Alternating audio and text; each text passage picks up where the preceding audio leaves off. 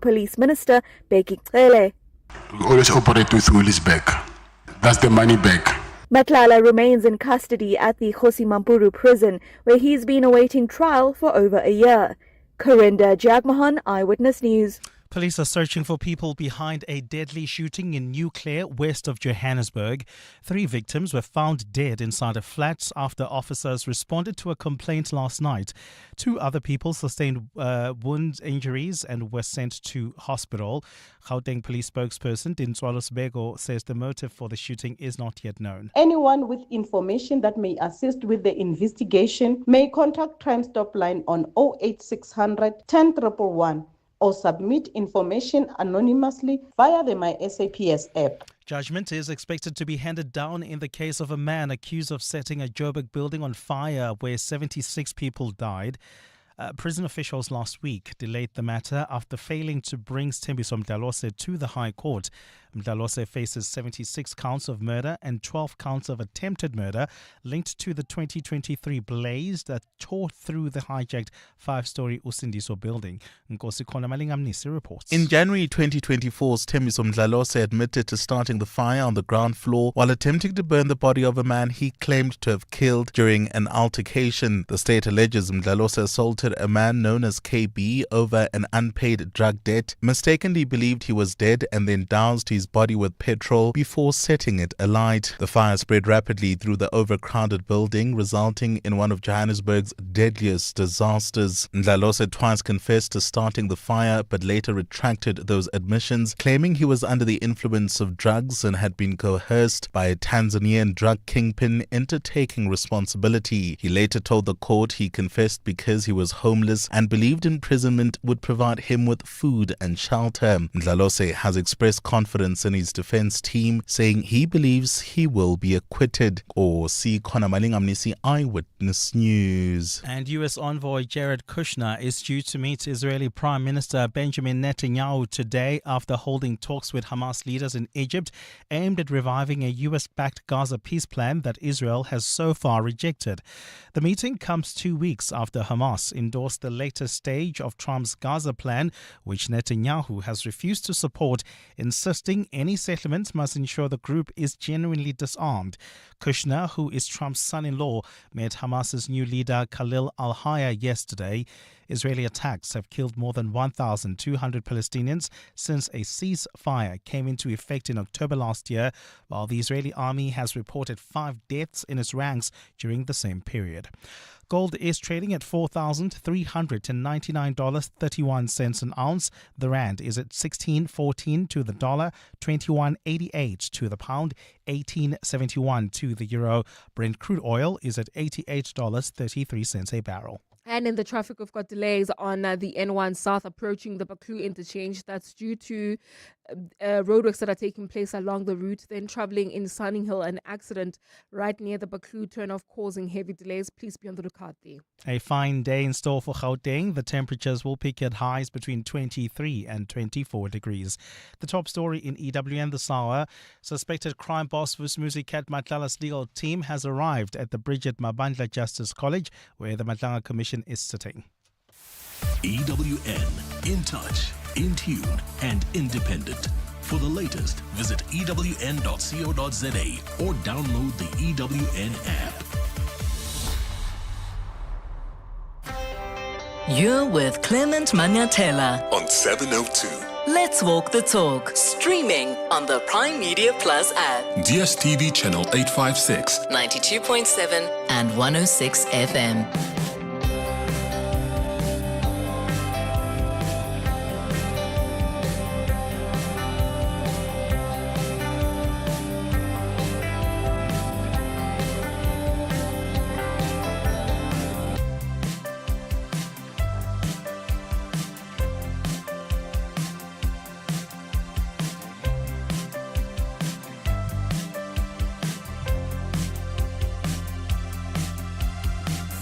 Six minutes after 9 o'clock. Dumelang, happy Monday. Welcome to the Clement Manyathela Show. I hope you're good this morning, and I hope you had a wonderful weekend, as wonderful as mine was. One of my highlights this weekend was seeing one of my favorite choirs, the UJ Choir. They had a farewell concert this weekend ahead of their participation at the World Symposium on Choral Music 2026 in China. So we had an opportunity to experience the program that they are going to be presenting at the symposium. Brilliant, brilliant, brilliant performance. How was your weekend? What was your highlight? 011-883-0702 is the number to dial. WhatsApps on 072-702-1702. So, Vusmuzi Ket Matlala is going to be at the Madlanga Commission today. In fact, EWN reports that he's already arrived. So we're expecting his testimony at the Madlanga Commission. It's been brought forward to today and tomorrow instead of the 1st of September, as previously announced by the Commission. So we'll find out this morning why this decision was taken. But also what we'll do on the show today is make a few changes and take that testimony live. He's expected to start just after 9:30. And I wonder if the testimony will go right away or if his lawyers are going to put up a fight in some way. So we'll find out just after the headlines at 9:30. We'll take you live to the Madlanga Commission. But taking place today is the regional summit, the SADC Troika Summit. The regional leaders are meeting today at the SADC Summit in Durban, and March is expected to picket outside this 46th SADC Summit under the banner, "It's time to fetch your people." That's what protest leaders said about this protest today. So what the group is doing now is calling on SADC heads of state to take responsibility for their nationals that are living undocumented in South Africa. So March has also announced the 30th of September as its latest unofficial deadline for mass deportations of all illegal foreign nationals. And all of this comes just days after President Cyril Ramaphosa told the SADC public lecture that South Africans should be deeply ashamed of their discrimination and ill treatment that's directed at foreign nationals, warning that the region can't preach integration at summits and practice exclusion in the streets. This is what he said. We cannot submit to the intimidation and harassment of people seen as coming from elsewhere. As South Africans, we are deeply concerned and ashamed that nationals from other countries have in recent months been subjected to discrimination and ill treatment. I repeat, as South Africans, we are deeply concerned and ashamed that people from other nations, some whose leaders are here, were treated badly and were even forced to leave the country under threat of violence. That's what the president said when he delivered that public lecture. What do you make of the protests today by March? Do you think that their action, going out and holding and waving placards, trying to get the leaders in the region to do something about the issue of migration is going to make any difference? Do you think that they will put pressure on SADC leaders that are meeting today? And do you think that the summit will produce anything concrete, really, on migration? And what does a concrete resolution look like to you? Because what we argued last week on our Thursday dialogue was that we need a collective regional solution to migration. It can't be that every country continues treating migration as a domestic political issue rather than accepting collective responsibility. So yes, it's a contentious issue, but it's got to be discussed. And it's definitely likely to test the regional solidarity that has long defined the SADC Summit. So you can share your thoughts on that on 072-702-1702 or call us on 011-883-0702. Here's something interesting I saw from the EFF statement yesterday. So the party has issued a statement condemning SAFA over its reported salary offer to Pitso Mosimane, Coach Pitso Mosimane, for the Bafana Bafana coaching job. And I'm not sure if you've been following the story, but in a nutshell, Pitso Mosimane's offer was recently bumped up to 10 million rand per annum, according to reports. And this is after his team declined SAFA's initial offer of 5 million rand per annum for him to do the Bafana Bafana coaching job. So what the EFF now says is that this offer, even the offer of 10 million rand, is a substantial undervaluation given Peter Mosimani's record of having 3 CAF Champion Leagues titles under his name. I mean, the party also argues that the offer is significantly lower than what his predecessor, Hugo Bruce, and in the same role. Remember, Bruce was earning between 1.4 million and 1.5 million rand per month during his tenure as the Bafana Bafana coach. So the EFF is questioning whether Bruce's race influenced his salary in the position. So the party now says the offer to Mosimane is an undervaluing of black people. What do you make of this comparison by the economic freedom fighters? Do you think the comparison is sound? Or is that looking at the matter too simplistically? Because remember, Bruce arrived with international or European club pedigree, and he had just come off leading Cameroon to AFCON glory. Does that context not matter?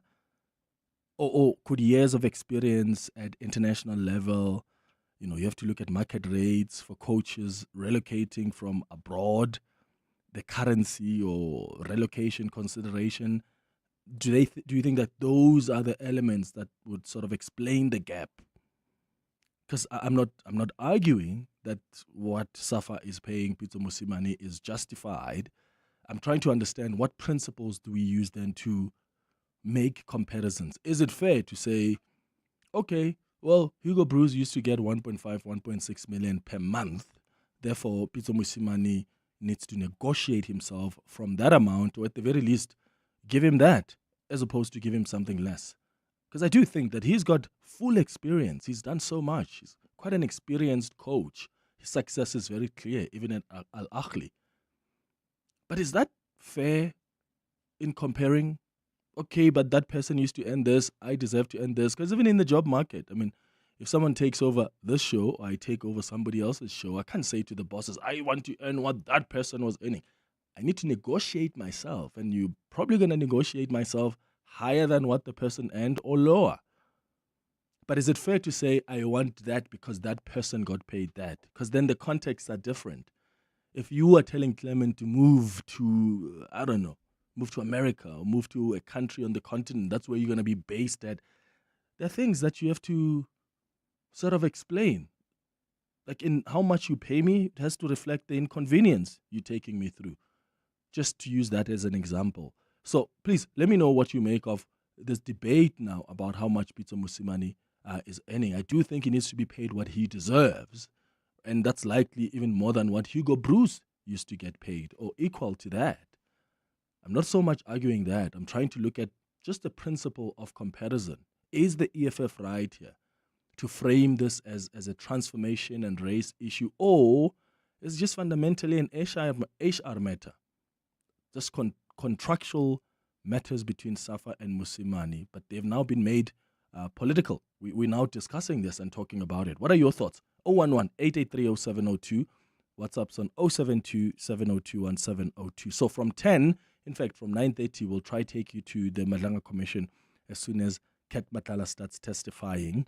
And then, depending on what happens during that testimony, we'll see if we can do our Family Matters feature at 11 o'clock.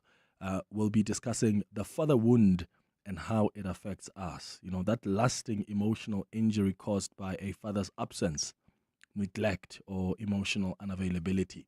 That's the show coming up over the next 3 hours. Clement Manyathela, streaming on the Prime Media Plus app. DSTV channel 856, 92.7 and 106 FM. Morning, Clement. Clement, if I was in Durban, I would definitely be part of that march. Yes, it's a good thing because these leaders, they can't just live a lavish lifestyle while their people are suffering and they are now a burden to South Africa. No, they must take accountability. And even these foreigners that are still here, they should do themselves a favor and go and confront their leaders. because at least here, no one is going to bully them like in their countries. They're not allowed to do that. Good morning, Clement Makosonke from Jabulani in Soweto.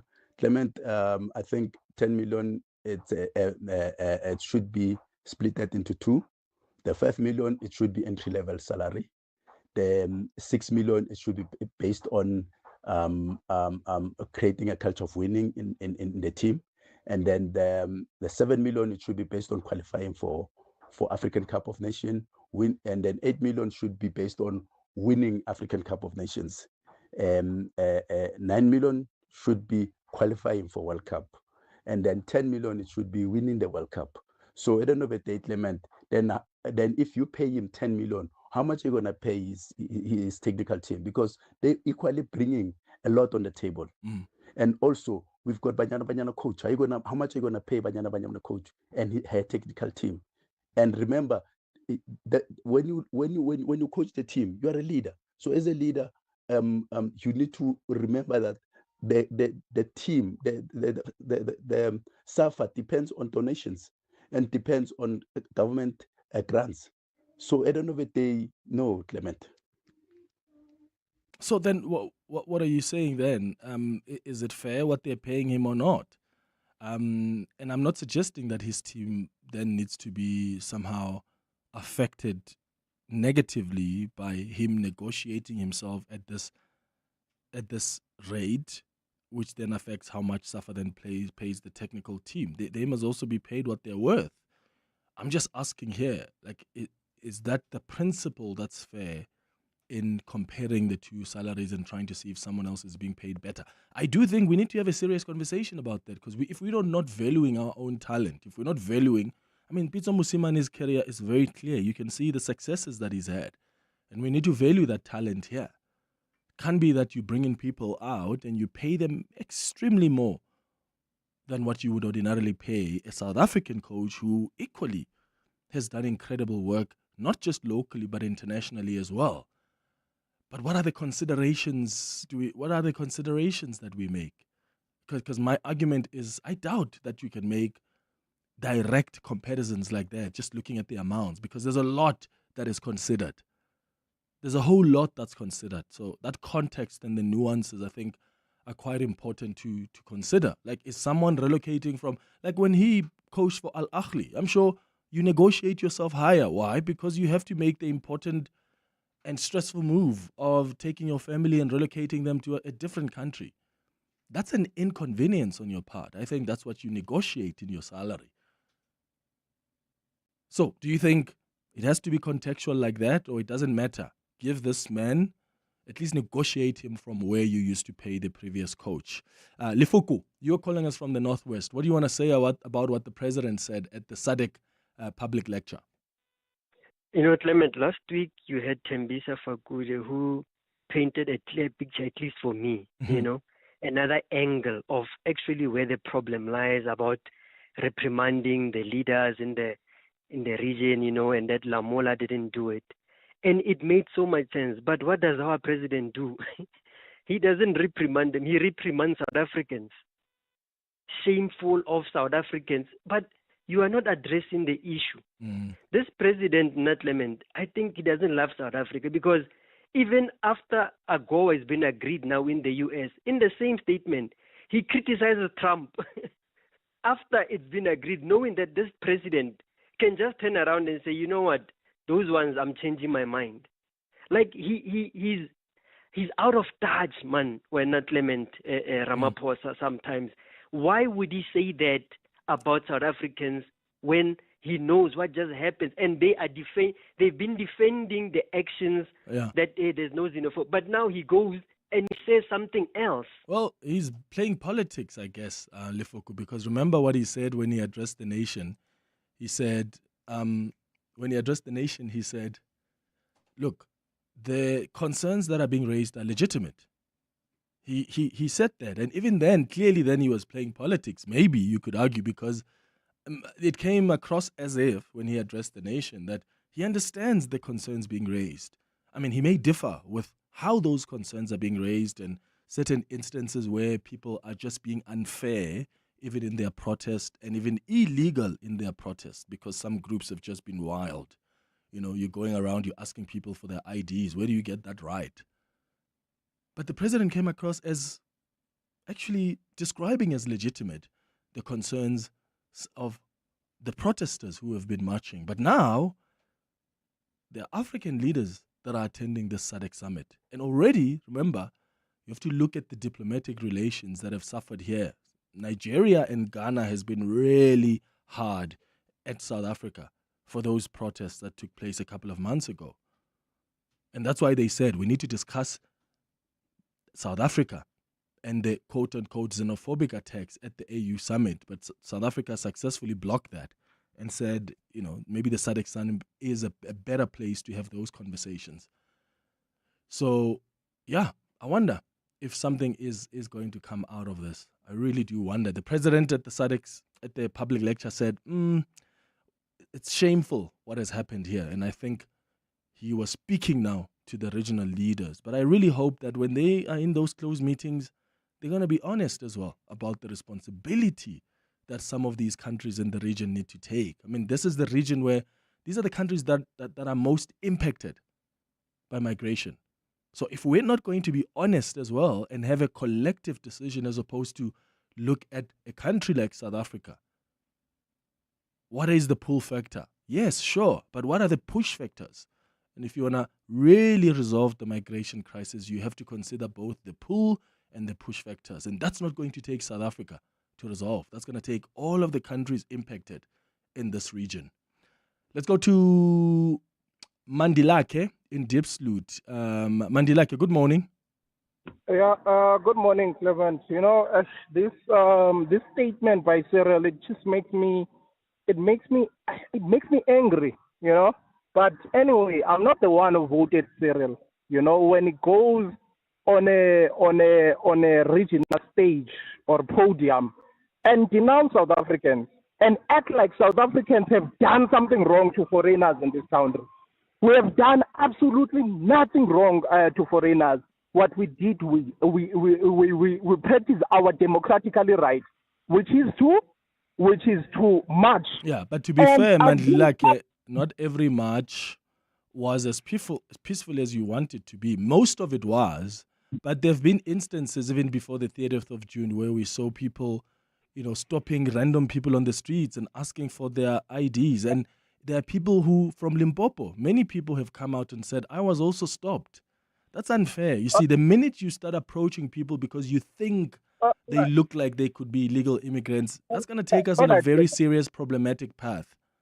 Clement, maybe the South Africans have done that, but we have a president from Tanzania who is in that meeting, who have suppressed her people and killed young Tanzanians. We have Mnangagwa who have just extended his time on power. We have a killing Swati in that meeting who have been killing the young Swati people who are trying to fight against what is happening in Swaziland. Why do we act like March and March Operation Tudula have persecuted Africans more than these people? The people from Nigeria are being killed by their own government, but we are here pretending like March and March and Operation Tudula have even killed people which they have never had. There is no proof of that. And these people are practicing their democratically right, and they will do it until ANC is out. And on my parting statement, when Clement, I just want to say, for people who have voted ANC, I hope they can hear their leader. And those who have voted GA and those who are going with things like EFF, I hope they can hear their leaders denouncing South Africans, fighting for their rights, because we are not a first world country. We don't have jobs in South Africa. We have to take care of our own people. Yeah, got you. Mandilake, I hear your frustration, my brother. Thank you so much for calling us. I just think we have to be fair in how we assess even the response of our government, equally so how we assess the protests against illegal migration. Yes, in large parts, even our government has said there wasn't really much violence on the streets. In fact, there's only one shop or two or a couple that were looted. So let's acknowledge that, but let's also be real. We've seen problematic actions by some of the protesters. The way they've treated even fellow South Africans or just foreign nationals, the assumptions they make sometimes, just because you look like you may be an illegal foreigner. How do you even determine that? Imagine if that's you being stopped because what? You're darker in color? And people make assumptions that, okay, darker people are more from this region. Whatever you look like, it's unfair that you're going to be stopped and asked to produce an identity document. That would offend me. If that's my brother, my sister who's put through that, that would offend me. And the fact that it's been done to people I may not know directly doesn't lessen its impact, doesn't lessen its unreasonableness. Let's go to Mnetisi now, who's calling us from Lindest. Mnetisi, you want to talk about Peter Musimani and the salary chat. What are your thoughts? Good morning.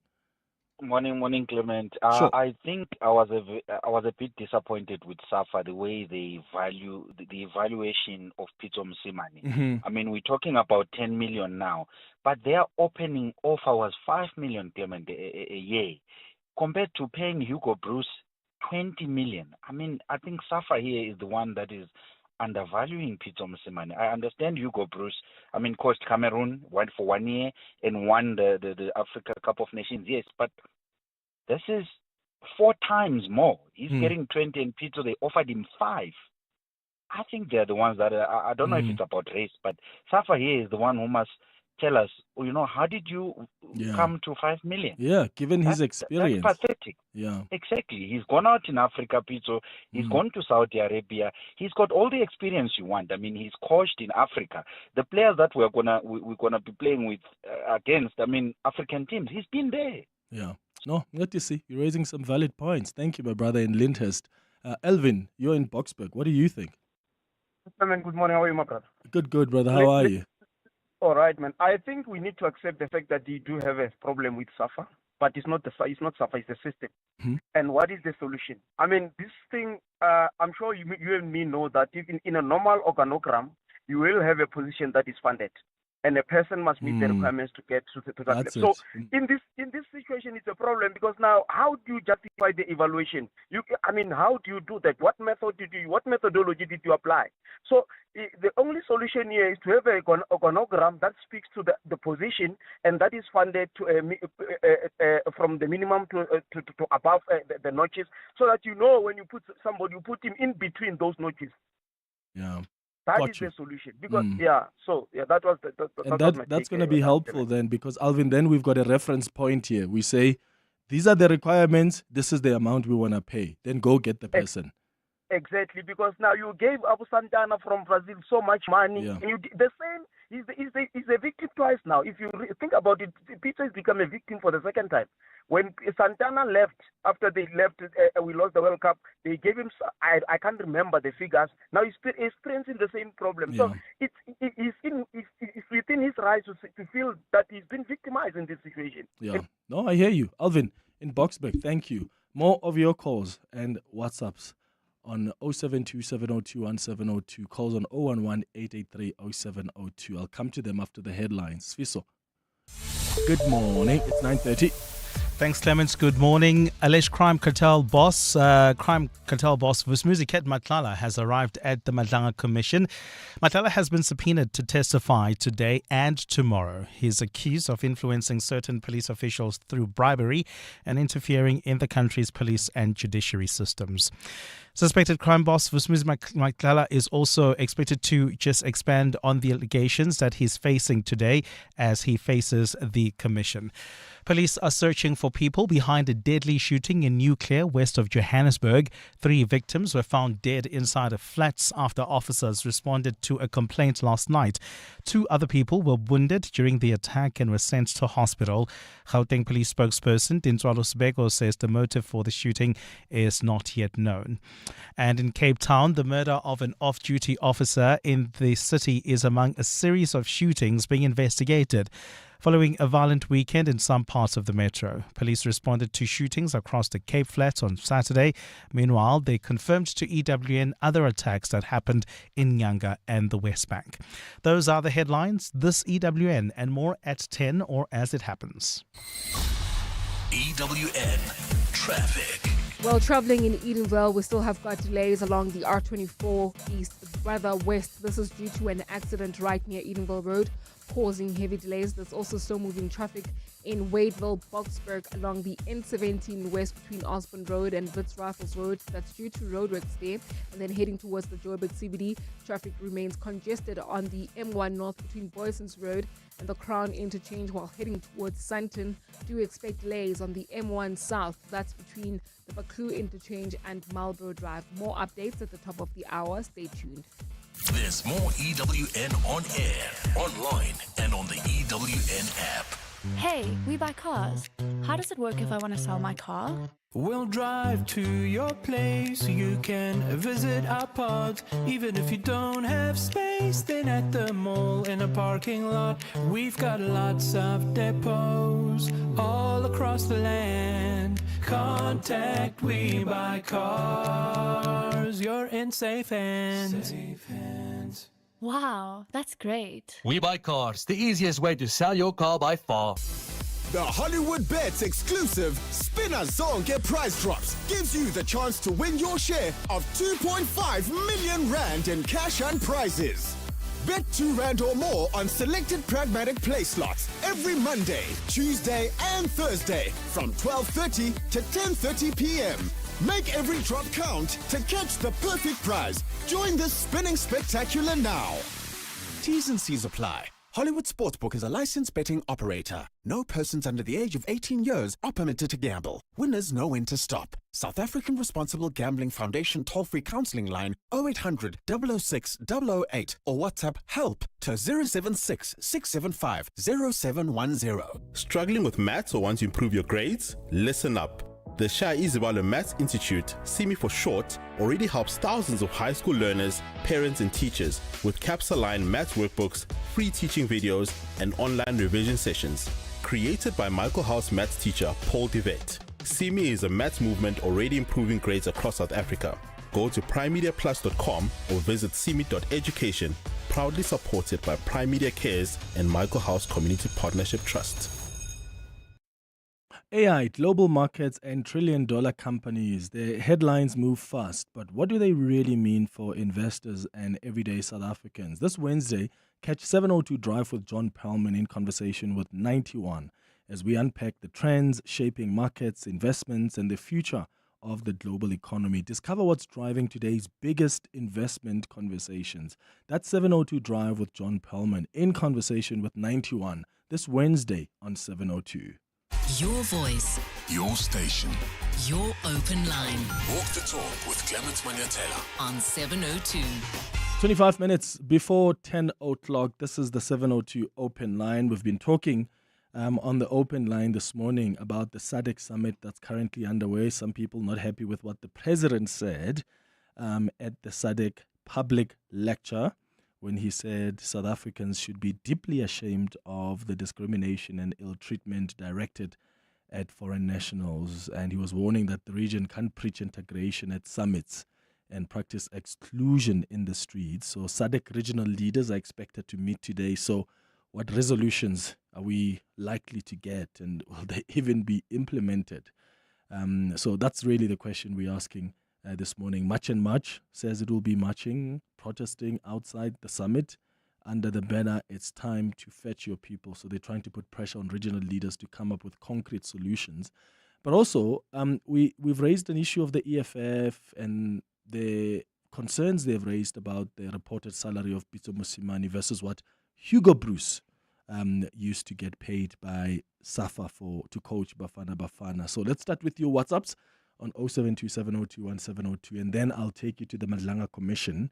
I see that Ket Matala has already arrived, but the proceedings haven't really fully started. The evidence leader spoke earlier on, indicating that she will be leading evidence, but it looks like they've taken a short adjournment. So let's go to your WhatsApps on 072 702 1702.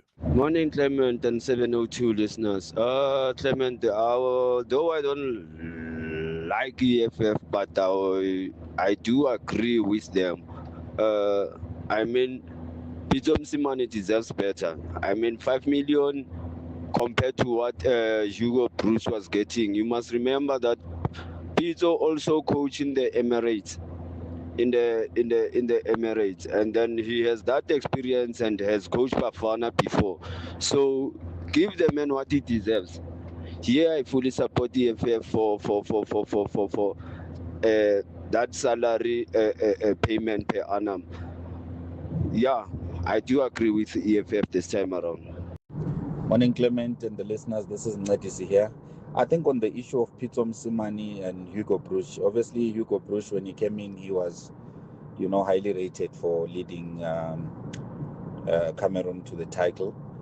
But, I understand that. But the difference of trying to pay Pitso Msimani 5 million, that baffles me. If Hugo Bruce was getting close to 20 million a year, how would SAFA come to the point of trying to pay Msimani 5 million a year? I mean, I concur with the EFF that there's a problem there. I don't want to say it's race, but why would you pay the guy 5 million? I mean, compared to a guy you've been paying 20 something million, that's like peanuts. Thank you. Clemson, we can't compare Pitso and Hugo. Pitso came to Bafana and he failed. He even failed to qualify for AFCON. Hugo Bruce finished third in AFCON. Hugo Bruce took us to the World Cup. Hugo Bruce took us to the group stages, the World Cup. In fact, over the group stages to the knockouts. We can't compare. Pitso is successful in club competition, not at the national level. So he cannot be demanding salary on Bruce. He must prove himself first, then we'll increase it. In fact, SAFA should not have increased it to 10 because I saw some reports that it moves from 5 to 10. Should have stayed at 5 and then he proves himself and then we raise his salary. Simple. He's got nothing to show on national level. Does not deserve that salary. Hi, Clement. Yeah, this Pitso Msimani issue is really disappointing from SAFA in terms of how they can drop his pay with the great experience that he has. And they don't understand in terms of once Pitso is in the role, what impact he can bring to South African football even after he has left. We can see that in Mamelodi Sundowns. So, very disappointing from SAFA, but it shows the metrics that they are judging on is very flawed. So, thanks. Yeah. Okay, let's go to some YouTube comments. Also on this YouTube, Khonze says, Clement, again, sports and countries' politics should not merge at some point. Although efforts of the EFF are appreciated, they should not keep on being involved in football because it's going to open something. But what does it open? I mean, if the EFF is a political organization that represents, yes, its constituencies, but they're going to pick up interests in this country. This is part of an issue that any political party can pick up and advocate for. And I guess in this case, the EFF is just advocating for Pitso Msimani, not because Pitso is some member or supporter of the EFF, but because if it was anybody else for that matter, the EFF would still advocate for them because it's not so much the person, but the principle. Well, based on at least the statement I read from the EFF. So I do think that political parties are allowed. I mean, when we have had, what was it, at H&M or Zara? Remember when we used to have protests? Or remember when Clicks had that campaign and there were concerns publicly and that matter had to be addressed? The EFF was involved. And not just the EFF, other political parties also released statements because those are social issues that political parties feel the responsibility to address. Izakimalo on YouTube also says, Clement, Pitso mustn't take it. Starting off like this is already bad. They won't get better once he's in the job. Until SAFA management changes, stay away, Pitso. Well, they've doubled the payment. I mean, they started him off at 5 million rand, according to reports. And then Spitso Musimane's team said, no, that's just wild. You can do better than that. And then they doubled it to 10 million rand because they thought, let's bring it as close as we can to what Hugo Bruce used to earn. It's still less than what Hugo Bruce used to earn because reports suggest he used to take about 1.5 to 1.7 million a month. But Pitso Mosimane would get 10 million per annum. So, yeah, that's just the differences there. Let's go to more of, in fact, a quick ad break. And then when we come back, we'll continue with your WhatsApps and calls. It's 19 before 10. So the other day, I get this call from an insurance company. They asked me if I knew what their third-party policy entails. I said, third party? Whoa, big dog. I haven't even been invited to the first one yet. And they just put down the phone. I don't get it. Don't get that insurance. Get Pineapple. It's easy to get and online. Pineapple FSP 48650 is underwritten by Omart Insure Limited, a licensed non-life insurer and authorized FSP. T's and C's apply. Remember the time your soul felt alive? That feeling is calling you back. Come to where your soul gets reborn through music at the Standard Bank Joy of Jazz, featuring global icons Kamasi Washington, Ibrahim Malouf, and the trumpets of Michael Angi, Angelique Kidjo, Nubia Gashia, Floetry, Temba, and Africa Mkize, Judith Sipuma, McCoy, Mrubata, Manana, Tandi Somazwai sings Huma Sikela, plus over 40 world-class acts. 4 iconic stages, 1 unforgettable experience at the Sandton Convention Center. This is Jazz Reignited. Get your weekend pass for the 25th to the 26th of September now via Ticketmaster. At Avis Car Sales, we sell cars. All cars. Compact cars, mommy cars, double cabs, 4x2s, 4x4s, minivans, drop tops, luxury sedans. When we say we sell cars, we sell cars. In Croydon, Kempton Park, Rivonia, and Centurion, we sell cars. For over 40 years, inspected and serviced before they reach our floor and backed by the manufacturer's warranty. Finance? Yes. Trade-ins? Yeah, boy, yes. Check us out at aviscarsales.co.za. There's so much health information out there, but how do you know what to trust? Catch this show tomorrow from 9 a.m. for Health Matters by Cipla Africa, where we'll be unpacking important health conversations designed to help you better understand your body, your well-being as well. Health Matters by Cipla Africa is a trusted hub, bringing you expert-led health conversations you can trust. Then head over to Prime Media Plus app or primemediaplus.com, scroll to Prime Media Highlights and watch the latest Health Matters video featuring leading experts and thought-provoking conversations. On WhatsApp, the keyword is health. You can WhatsApp that to 072-702-1702 and we'll send you the link to the content. Your voice. Your station. Your open line. Walk the talk with Clement Manyathela on 702. It's 15 minutes now before 10. Good morning, Clement. Yeah, no, for me, listening to the president, for me, he was just being strategic.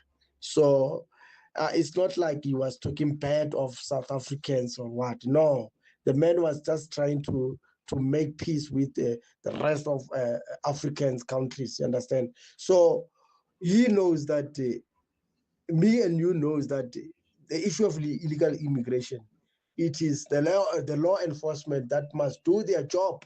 It's not the civilians, you understand? He was just trying to pass the message. That is why almost every day illegal immigrants are getting arrested. Every day. Even there at the summit, 2 DRC nationals and Zimbabwe, they were arrested. That's the message that please, citizens of South Africa, learn to trust the president. These people, illegal immigrants, we will arrest them, we will deport them. That is the message by the president. Thank you for your WhatsApp. Here's some more WhatsApps on Pitso Mosimane. Clemza, yeah, I think Pitso knows his worth. Pitso knows his worth, and if he is saying that the 10 million is not enough, then it's not enough. So it's either they pay him what he wants or they find somebody else. But it's been a trend in this country where when we get local coaches, we underpay them. And automatically from the onset, the coach is like, oh, well, I'm not valued at European level. This is the very same thing that White is right, Clement. So because Bruce is European, he deserved the 1.5 million a month. And Pitso doesn't. Relocating, you applied for the job. You applied for the job, you were headhunted. If you didn't want the job, don't take it. Don't take the job. But he needs to be paid what he believes he's worth. And if he believes he's worth 2 million rand a month, then they must give him 2 million rand a month, Clemsa. Morning, Clement. It was Pitso who complained about how some of the players have spoiled the, call it the environment of players in terms of salaries. He said we pay some of these players so much that we cannot even afford them. So he's the same guy today was asking for so much. So 10 million, I mean, he must take the salary. I want to believe Hugo Bruce was overpaid, but maybe because he's European, so he will view his salary with their currency that side.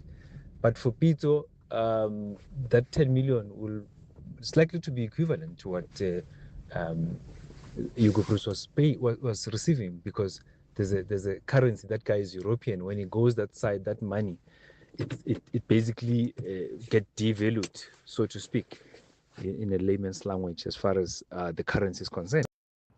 Hi, Clemmy.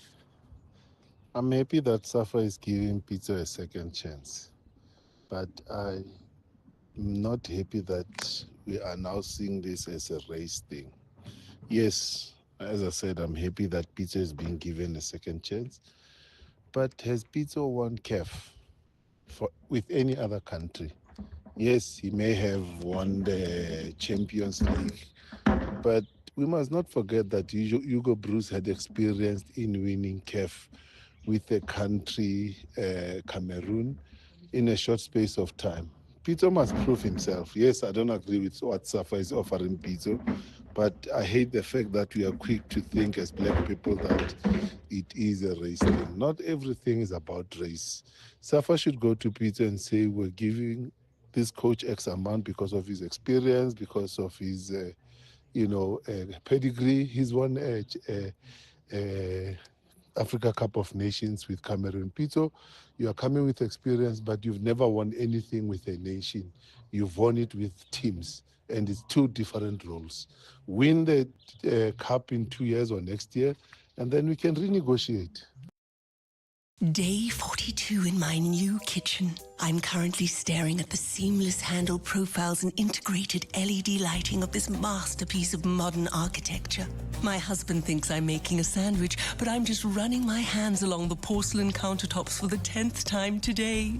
I've even started speaking exclusively in a British accent to match the opulence. For a bespoke culinary space, visit Moremi Kitchens today at moremikitchens.co.za. This advert is paid for by the political party concerned. I love my hometown, but for too long now, I look around and think we deserve better than this. The water goes off for days, the streets are falling apart, and things never get fixed. Look, I'm not asking for anything fancy. I just want basics to work. And I know they can work because I've seen it where the Democratic Alliance is in charge. I want our town to work for all. So in this election, I'm voting DA. This advert was paid for by the political party concerned. Corporates That Care promotes and encourages corporate leaders and all citizens to walk the talk for a better South Africa. Catch Corporates That Care this Wednesday at 10 to 9 featuring PPS. Their group executive, Mutuality, Ayanda Siboni, will be in conversation with Bongani Bingwa. Join us every Wednesday as we highlight the efforts of companies and brands dedicated to building our country. Corporates That Care is a Prime Media Cares initiative with 702 and Prime Media Outdoor. 702, let's walk the talk and make a difference together. Your voice, your station, your open line. Walk the talk with Clement Manyathela on 702. 10 minutes before 10 o'clock, I'm taking you live now to the Madlanga Commission. Kat Matlala is now on the hot seat, and I see now his lawyer, Annelies van den Heever, seems to be making some arguments. So let's hear what they're saying.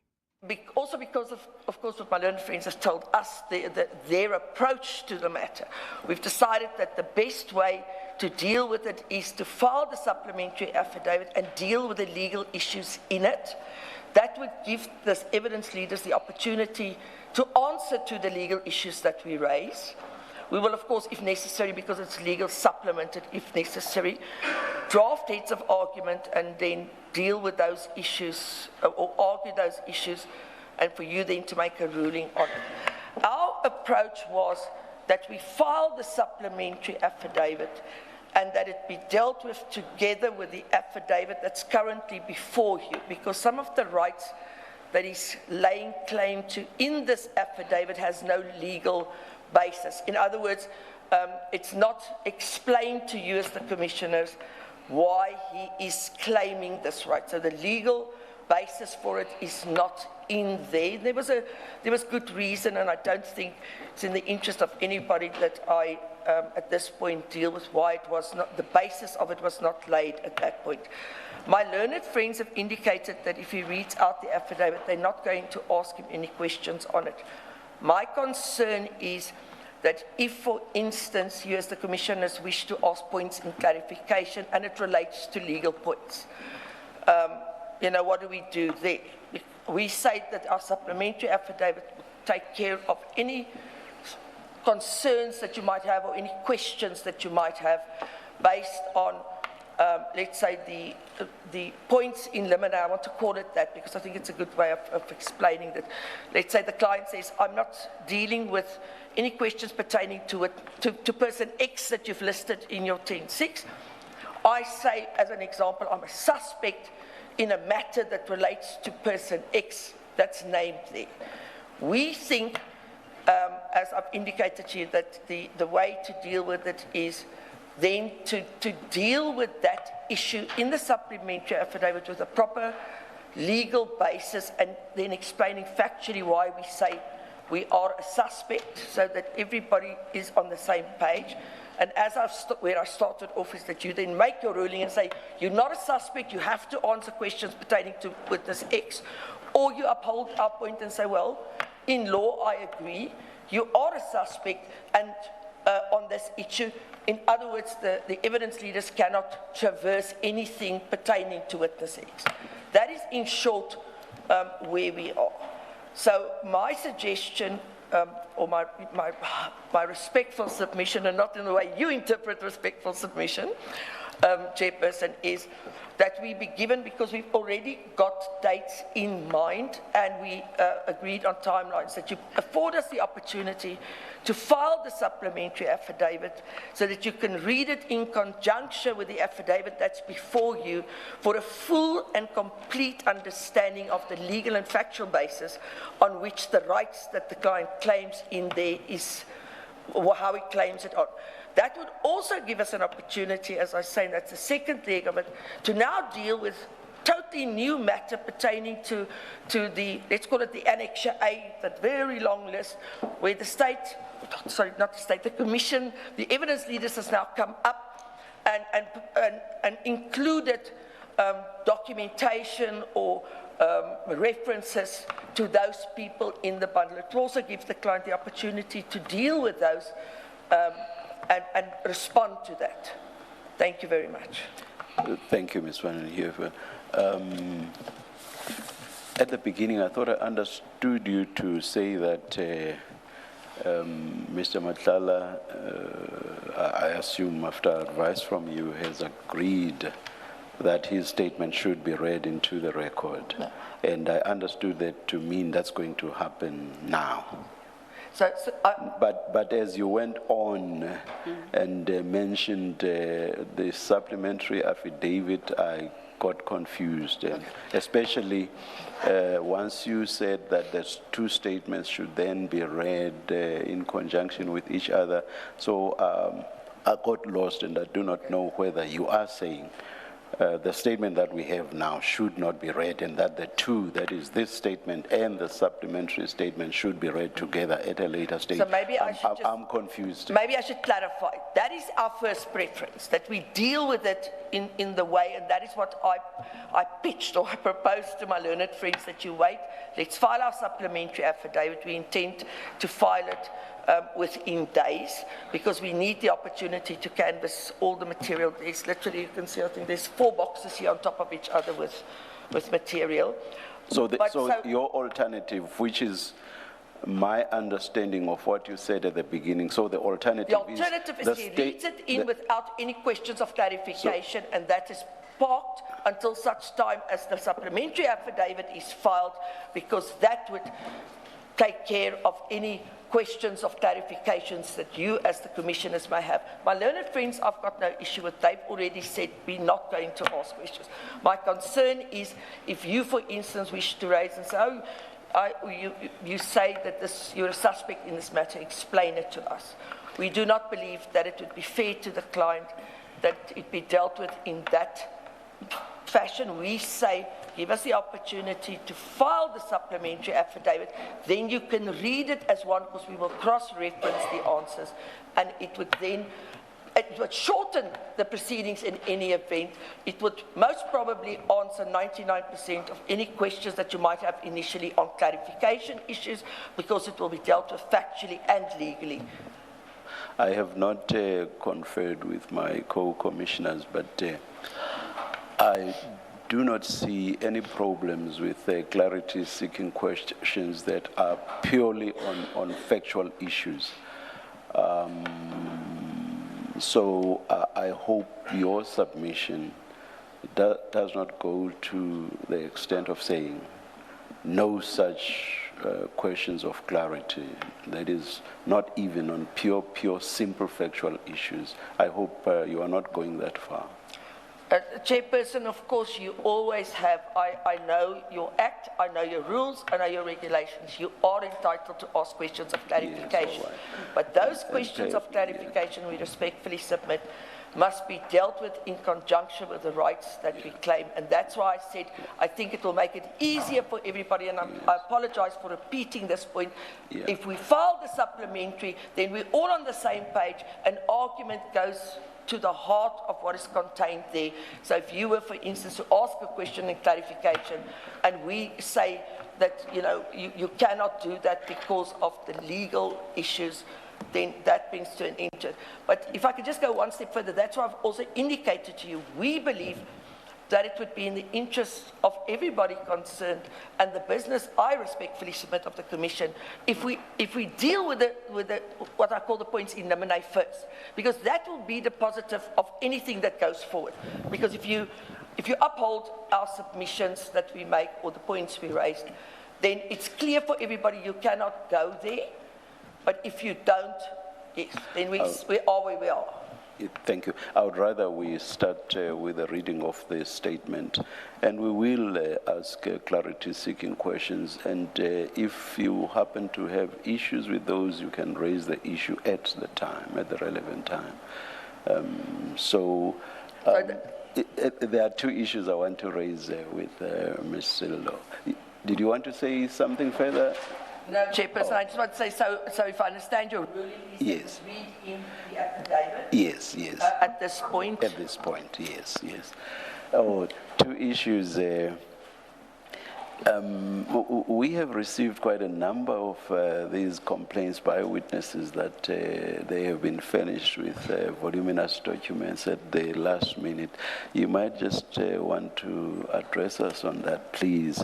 And then, secondly, an experience we have had is, I forget who the witness was, but the name is not important anyway, where I think the bundles went up to, or rather were in excess of 4,000 pages.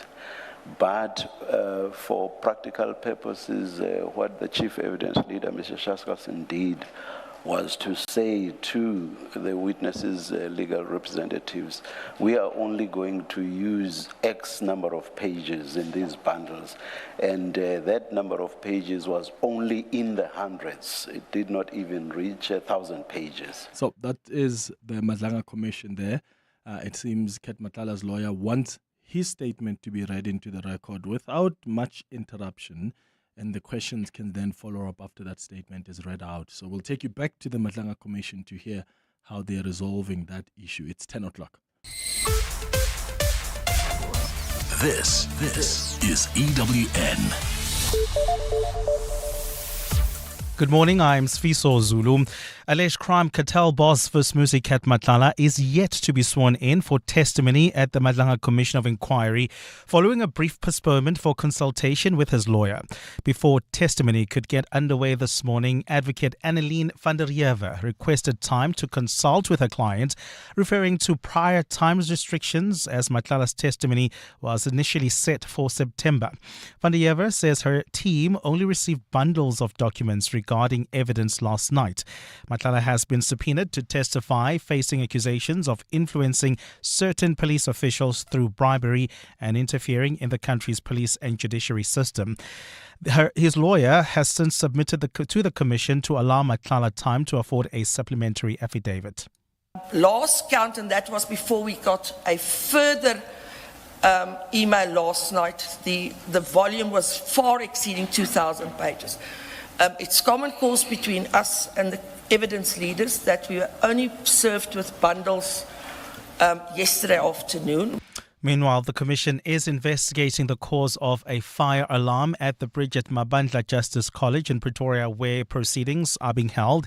The alarm was heard early this morning ahead of Matlala's testimony. Commission spokesperson Jeremy Michaels confirmed the venue has been declared safe and proceedings are well underway. The Tshwane Emergency Services have assured us that the building is safe. As you can see, the staff and other people who need to get into the building are busy entering.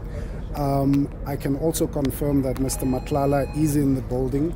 At the same time, lawyers for Mpumalanga taxi boss Jose Banyoni have confirmed his appearance is due before the Madlanga Commission, although the Commission has remained mum on his appearance. Well, as you know, the Commission ordinarily does not discuss when or if a particular witness is going to appear.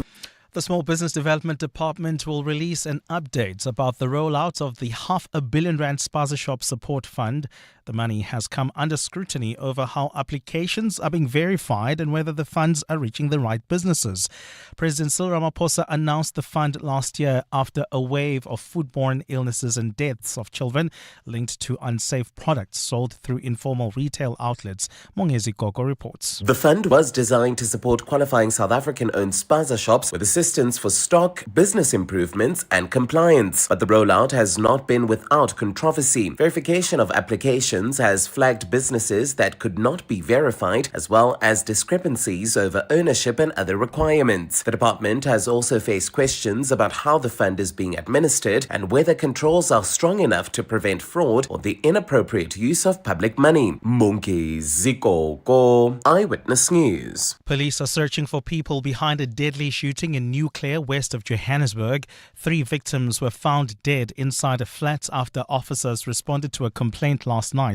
The 2 other people who were wounded during the attack were sent to hospital. Gauteng Police spokesperson Tintswalo Sbego says the motive for the shooting is not yet known. Anyone with information that may assist with the investigation may contact Crime Stop line on 08600 10111 or submit information anonymously via the My SAPS app. An Australian toxic mushroom killer, Erin Pedersen, has launched an appeal against her conviction in a triple murder case that made headlines worldwide.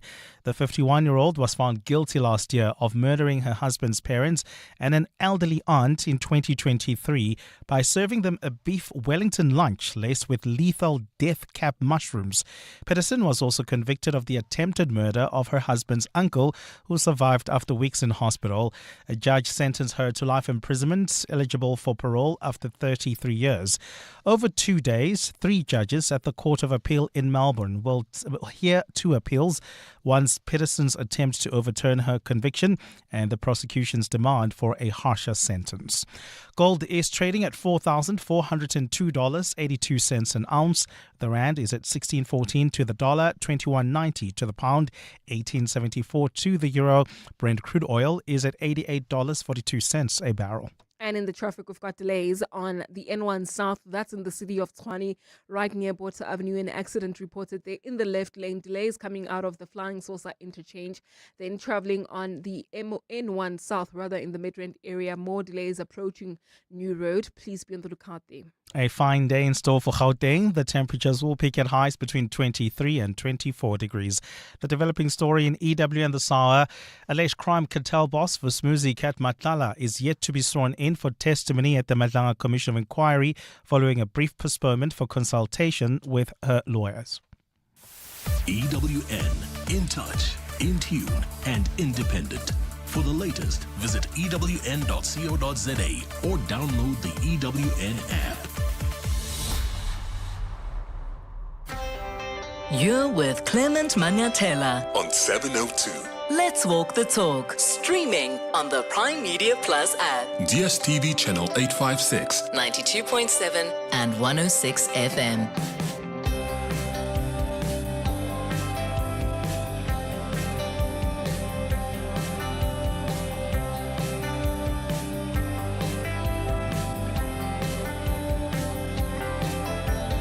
Seven minutes after 10 o'clock, Dumelang, Sanbonani, good morning. Welcome to the second hour of the Clement Manyathela Show. Thank you for your calls and your WhatsApps on the 702 open line around the conversations we were having.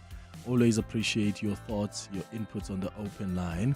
Remember, we will be taking you to the Madlanga Commission. I've been listening during the news, and Kat Matlala still hasn't started with his testimony. There were still conversations taking place between the commissioners, the evidence leaders, and Kat Matlala's legal counsel. There have been issues around documents that were sent late, but it seems they are prepared to continue. They just wanted to iron out some issues, like should Kat Matlala's statement being read into the record without any interruptions and questions from the commissioners, or do you allow him to read his statement into the record, and the commissioners, like they have been with other witnesses, they can come in where they are seeking clarity. So that issue is being ironed out. But as soon as he's sworn in fact, I see that he is now being sworn in. So let's take you straight now to the Madlanga Commission. And I haven't had the opportunity. Good morning, Mr. Matlala. Good morning, Commissioner. Mr. Matlala, you should have by you a fairly small white file. And I think the witness's file has been taken away. We'll just go on, look at it electronically. It's just going to be a bit of an issue pertaining to the paginated numbers, but I've handed mine over just for purposes of getting away, moving along. Taken by who so that we can track it down? I think the attorney took the boxes with, but it's not an issue. Let's just move on. You can use mine in the interim. That's fine. Thank you. I hope that the file you've been given accords with our paginated version. But let's start with the cover. It should bear your name on the spine and Regulation 10.6 notice, a statement and an extra. Is that what you have? Yeah, it is. Thank you.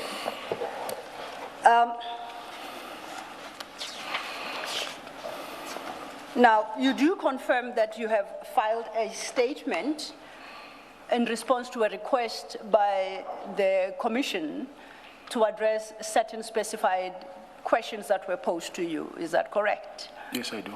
I would like you to, on that file, then turn to page 8 and have regard to the contents of the document appearing from page 8. It runs until page 17.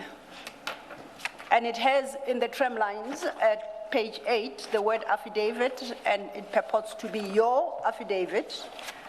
And if you go to page 17, This is a document, an affidavit sworn to by yourself on the 2nd day of August 2026 and bears a signature above the word deponent. Do you confirm that's your signature and that the details I have read are correct? Yes, I confirm. Now, attached to this statement, if you go further from page 18, is a 2-page document that is referred to in this particular statement as Annexure VM1, and that would start at page 18. Do you so confirm? Yes, I do. And you stand by the contents of this statement as we sit here now? Yes, I do. Just to give you a sense of how we normally run our processes here in the Commission, as a start, we give the witness an opportunity to speak to the statement that they have submitted. They have a choice of summarizing issues or reading the statement into the record as Tell we you go what, along. we're going to come out of that just to take a quick ad break, and then while they're still explaining how things are going to work to Ket Matlala, and hopefully by the time we come back, he's going to start with his statement. It's 11 minutes now after 10. You hear that? That's the sound of business execution finally visible. No more chasing people and reports, no more disconnected systems, no more guessing if our business is performing or not. iStratGo connects strategy, people, performance, and day-to-day work into one clear software platform, so leaders can see what's working, what's not, and where to focus. Because when execution is visible, everything runs better. Book a demo on istratgo.com. istratgo.com. The conversation doesn't stop when you get behind the wheel. With the Prime Media Plus app, you can now listen to 702 through Apple CarPlay and Android Auto, seamlessly integrated into your vehicle. No dropouts, no detours. Stay connected to the latest news, insightful conversations, and the voices you trust, all in crystal clear digital sound. Download the Prime Media Plus app today and take 702 wherever the road leads. Unleash extraordinary with the all-new Samsung Galaxy Z Fold 8 256 gig from Vodacom. Get it for just 1,549 Rand per month over 36 months on a 4 gig Red Core plan. Plus, receive an in-store accessory voucher up to the value of 1,500 Rand. Enhance your deal at 149 Rand extra per month and get the new Galaxy Watch 9 eSIM. Available in-store and online. T's and C's apply. Further together. Vodacom. Imagine a holiday where the only thing on the to-do list is enjoy yourself. With Norwegian Cruise Line, you can sail to over 400 destinations worldwide effortlessly. Visit ncl.com for the best deals or contact your travel agent today. Norwegian Cruise Line. It's different out here. T's and C's apply. You made your mark on Election Day. But what happens after the votes are counted? This week, catch the Clement Manyathela Show in conversation with the South African Local Government Association on 702. Tune in as we unpack how local democracy works, what you can expect from your ward councillor, and how every resident can play a meaningful role in shaping their community. Democracy lives here. Make your voice count beyond the ballot box. The Clement Manyathela Show in conversation with Salga, inspiring service delivery. This week on 702. You're with Clement Manyathela. 702. 13 minutes after 10 o'clock, the evidence leader at the Madlanga Commission has been explaining how processes are going to unfold to Vusmusi Ket Matlala. Let's take you back to the Madlanga Commission. The beginning and the first 4 paragraphs, and because from the 5th paragraph you are now responding, you pause thereafter, and then I will read into the record paragraph 2.1.1 of the 10.6 notice, and then we take it from there. Thank you. I should start reading. Please start reading, whichever works best for you, yes. 1 to 4, paragraphs 1 to 4. I'm an adult businessman currently incarcerated as a remand detainee and awaiting trial. The facts deposed in this affidavit, save for where otherwise stated or indicated, are within my personal knowledge and are, to the best of my belief, both true and correct. I confirm that I was served with a notice in terms of Regulation 10.6 of the regulations of the Commission, and therefore I depose to this affidavit in response to the notice referred to herein. Where I make submissions of law, I do so on the advice of my legal representatives, which are advice I verily believe to be correct. Thank you for that. You then have a heading at paragraph 2.1.1. That is paragraph 2.1.1 of the 10.6 notice, which, as I indicated, starts from your page 1. If we could then refer to page 2, the first 2 paragraphs are the standard preliminary introductory comments to the notice itself. But you were requested from paragraph 2.1 to provide comprehensive background information, including, and you start with your paragraph 2.1.1, and the question to you was whether you have previously been convicted of any offense by a court of law in South Africa, and if so, full details including dates of conviction and nature of the offenses. You deal with that at paragraph 5.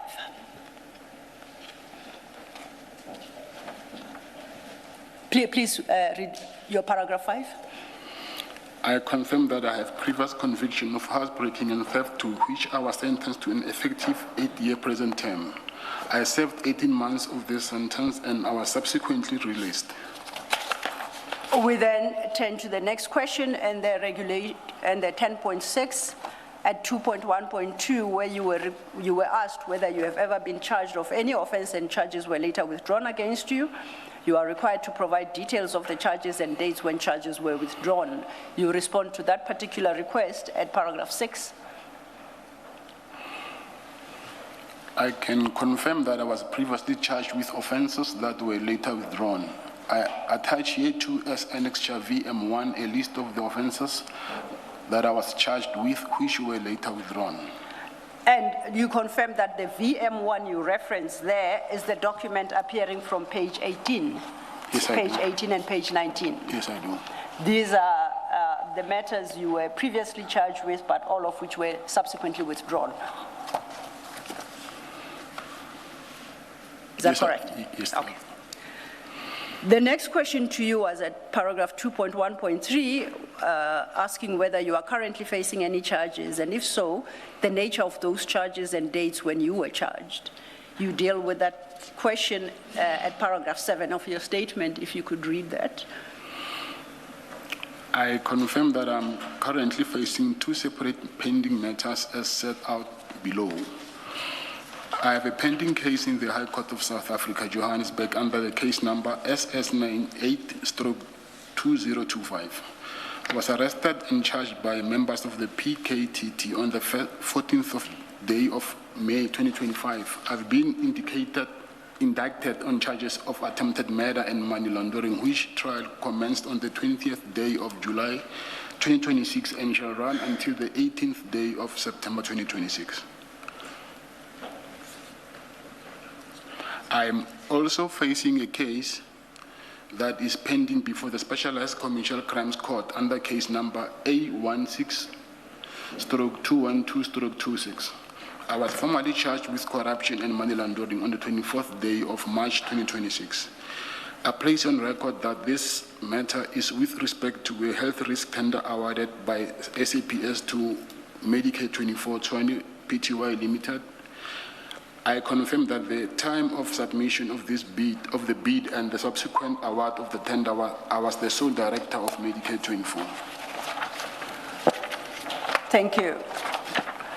At paragraphs 8 and 9, you respond to the question posed at paragraph 2.1.4, which reads thus: when and how you first became involved in the security business and the health sectors. If you could then read your response, which is reflected at paragraphs 8 and 9. I first became involved in the security business on or during 2017. I became a director of CAT Protection and Security Pty Ltd Trading as CAT VIP Protection with registration number 2017/177122/07. I became involved in the health sector by means of registering my company to the Central Supply Database in order to participate in the provision of services to government entities. By virtue of being registered on the CSD, my company will receive requests for quotation from the Department of Health, as this is the sector in which we had indicated as our field of trade on the CSD. It is then that company will provide the requested quotations and thereafter, upon success, provide the requested services. Before we leave paragraphs 8 and 9, just to clarify, at paragraph 8 you deal with the company CAT VIP protection and you give the registration number. At 9 you deal with involvement in the healthcare sector and you say you did so by means of registering your company. Just to clarify, is this the same company you registered or is this a different company? No, it's not. It's not the same company. It's not the same company. It's a different company? Yes. Would you recall off the top of your head the name of the company? Yes, I do. Yes, if you could provide that, please. Black AK Trading and Suppliers. Sorry, I missed that. Please say that. Black? Yes.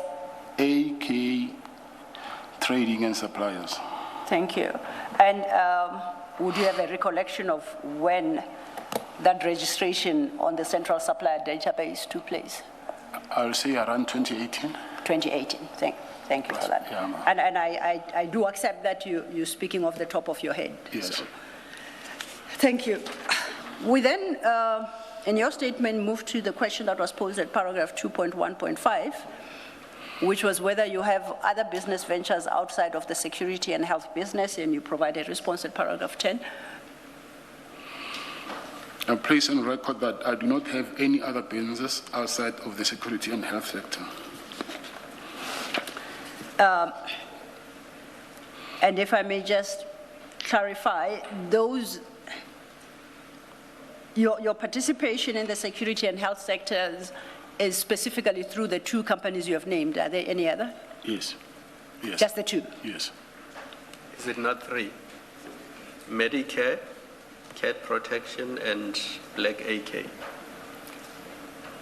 Well, or are we only dealing with health and not security? No, I'm dealing with both health and security. So it would be three. The Medicare 2420. Medicare, CAT protection services, and Black AK trading and supplies. That's for the health sector. And then CAT VIP. Do you understand the question, Mr. Matala?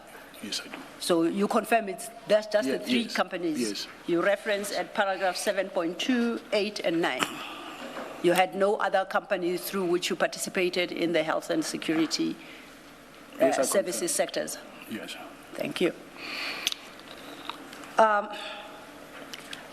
Then we turn our attention to the question that was posed at paragraph 2.1.6 of the notice, and the question required you to provide an explanation of your interactions or business engagements with state entities such as the South African Police Service, SAPS, and Ekurhuleni Municipal Police Department, EMPD. You are required to provide details of any companies or organizations in which you have an interest which conducted business with state entities. These details should include their establishment, business activities directors, and any joint ventures or contracts within the state. Your response to that extensive request is in your paragraph 11 at page 10. And it's got under the heading SAPS, and at your paragraph 11, you address the issue, your relationship with EMPD. So let's first deal with your paragraph 11, which is specifically directed to your dealings with SAPS.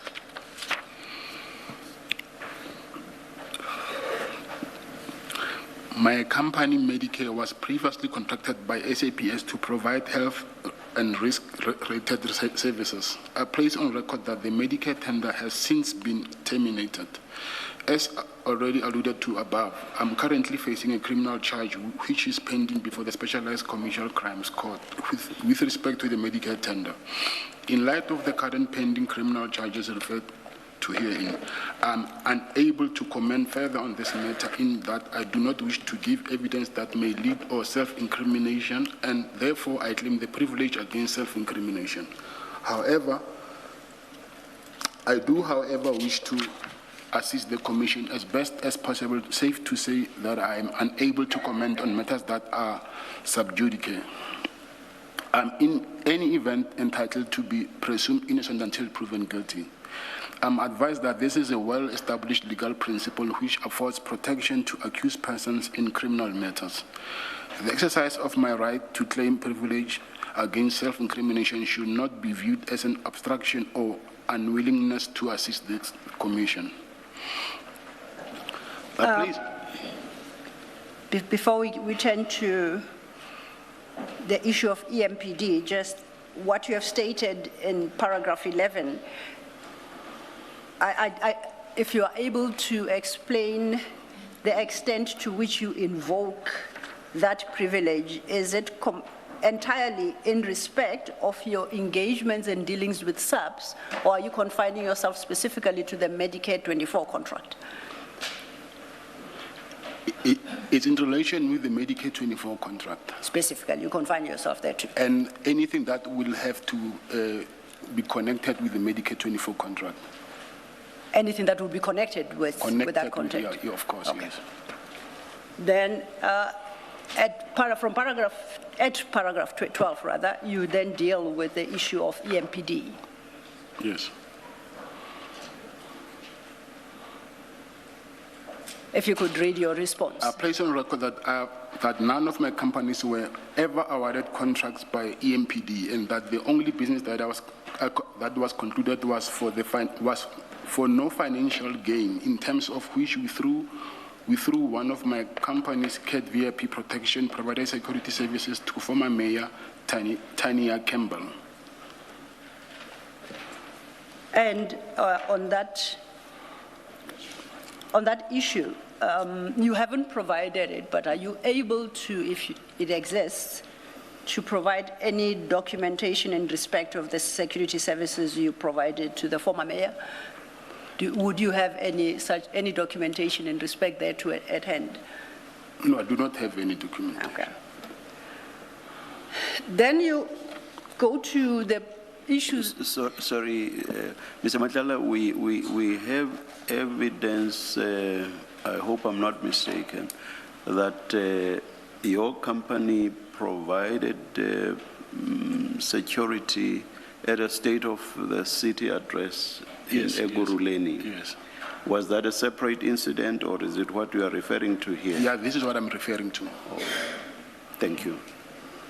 Thank you, Chair. And before perhaps we leave that point, when we do get to the point of engaging you, I trust you'll be able to give more detail regarding specifically the security services you provided to the former mayor at a later time. Of course. Okay, thank you. Then at paragraph 2.1.7, the notice required you, with regards to the subs contract awarded to Tshwane Medicare 24, to explain the circumstances in which you came to submit a tender for the subs health risk management contract, including any engagements with subs members, whether or not they were involved in the bid evaluation adjudication process, the management of the contract once you were awarded the tender, and any gifts, sponsorships, gratification favors that you provided to any member of subs after you were awarded the tender. That's reflected at paragraph 2.1.7. You deal with the contents of that at paragraph 13 at page 8, if you could read that. As already alluded to above, the subs and Medicare contract is a matter in which I have been criminally charged and currently attending court, and as such, I'm unable to comment on the question posed on the paragraph under reply, and the basis is that I do not wish to incriminate myself. The Medicare subs tender is a subject of a criminal court case, as already alluded to above. I remain an accused in that matter together with my company, and as such, evidence is still to be led in an open court with respect to this matter. I am entitled to be presumed innocent until proven guilty, and also not to answer self-incriminating questions, especially on such a complex matter that the state has already preferred charges against me.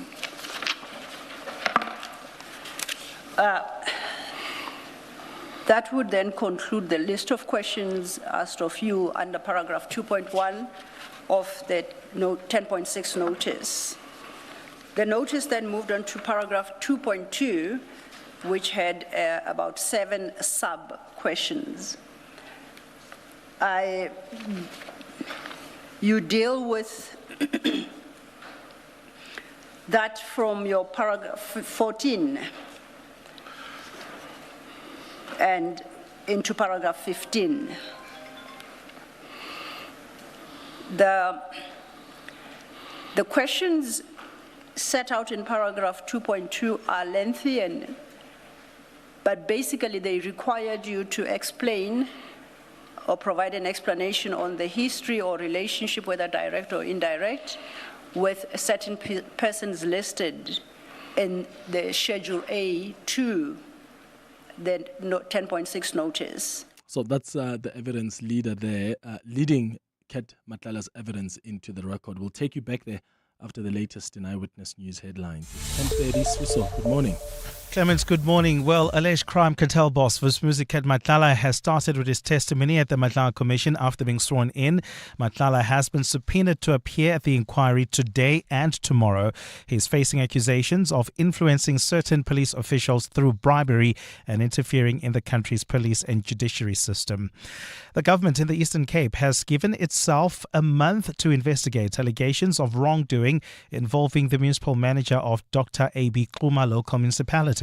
The deadline follows protests in Ngobo, where residents raised concerns about the manager and other workers. Premier Oscar Mabuyane says the investigation must establish facts while government works to prevent more disruptions. And the government in the Democratic Republic of Congo says the Ebola outbreak has now killed 2,325 people. This makes it the deadliest outbreak of the virus. The deaths were from 4,945 confirmed cases, overtaking an outbreak in 2018 and 2020 that killed more than 2,200 others. Those are the headlines. This EWN and more at 11 or as it happens. EWN Traffic.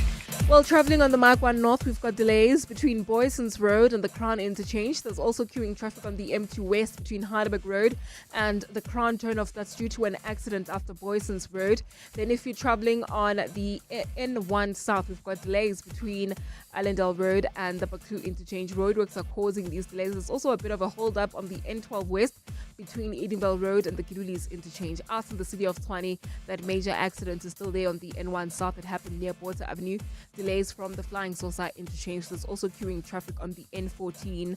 Just as you approach the R512 Malibongwe Drive, please be on the lookout there or try to use the N1 South, particularly if you're heading towards areas like Kaizen, Cosmo City, and even Fourways. More updates coming up. Stay tuned.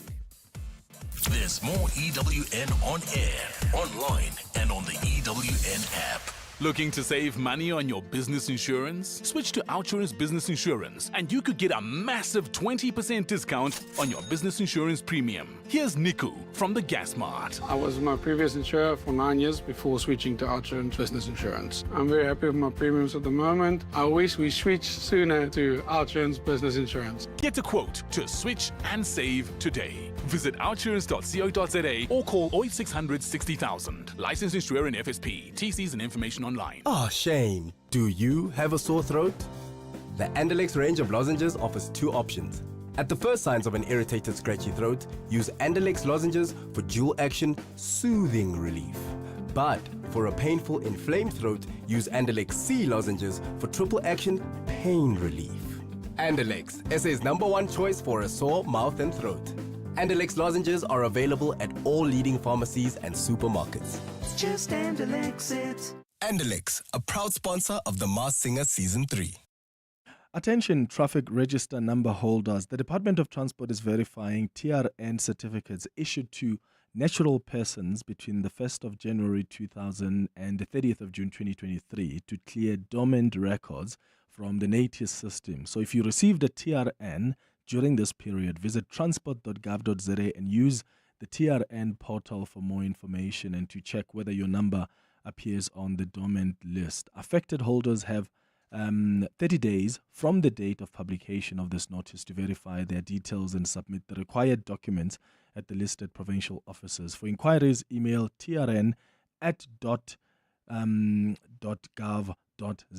So that's trn@.gov.za using your TRN number as the subject line. This message is issued by the National Department of Transport. Your voice. Your station. Your open line. Walk the talk with Clement Manyathela on 702. It's 25 minutes before 11 o'clock. The testimony of Vusmuzi Ketmatlala currently underway at the Madlanga Commission. Let's take you back there live. At paragraph 15, it still does not conclude the list at page 7. Would you please go to page 7 of that file? I'm on it. I'll give you an example. Your item 5 requested you to speak to any relationship you may have with Lieutenant General Shadrach Sibia. Item 8 requested the same of Lieutenant General Sintumule. 9 with former General Tema. 10 Major General Leseja Sinona, and so it goes. So there are persons in Annexure A that you have not included in your statement. Why is that? Yeah, these are the people that will be added in the supplementary affidavit.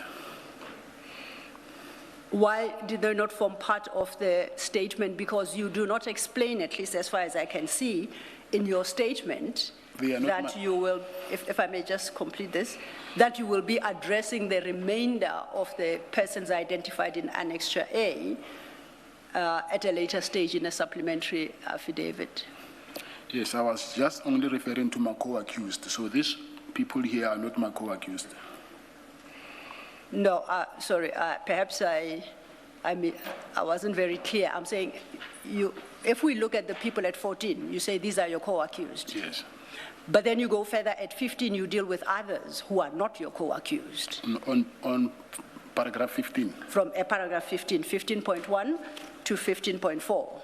As I read them out, it's Minister Senzo Mchunu, that's not your co-accused. Yes. Former General Pashani, Lieutenant General Mkwanazi, Lieutenant General Fani, and Major General Feroz Khan.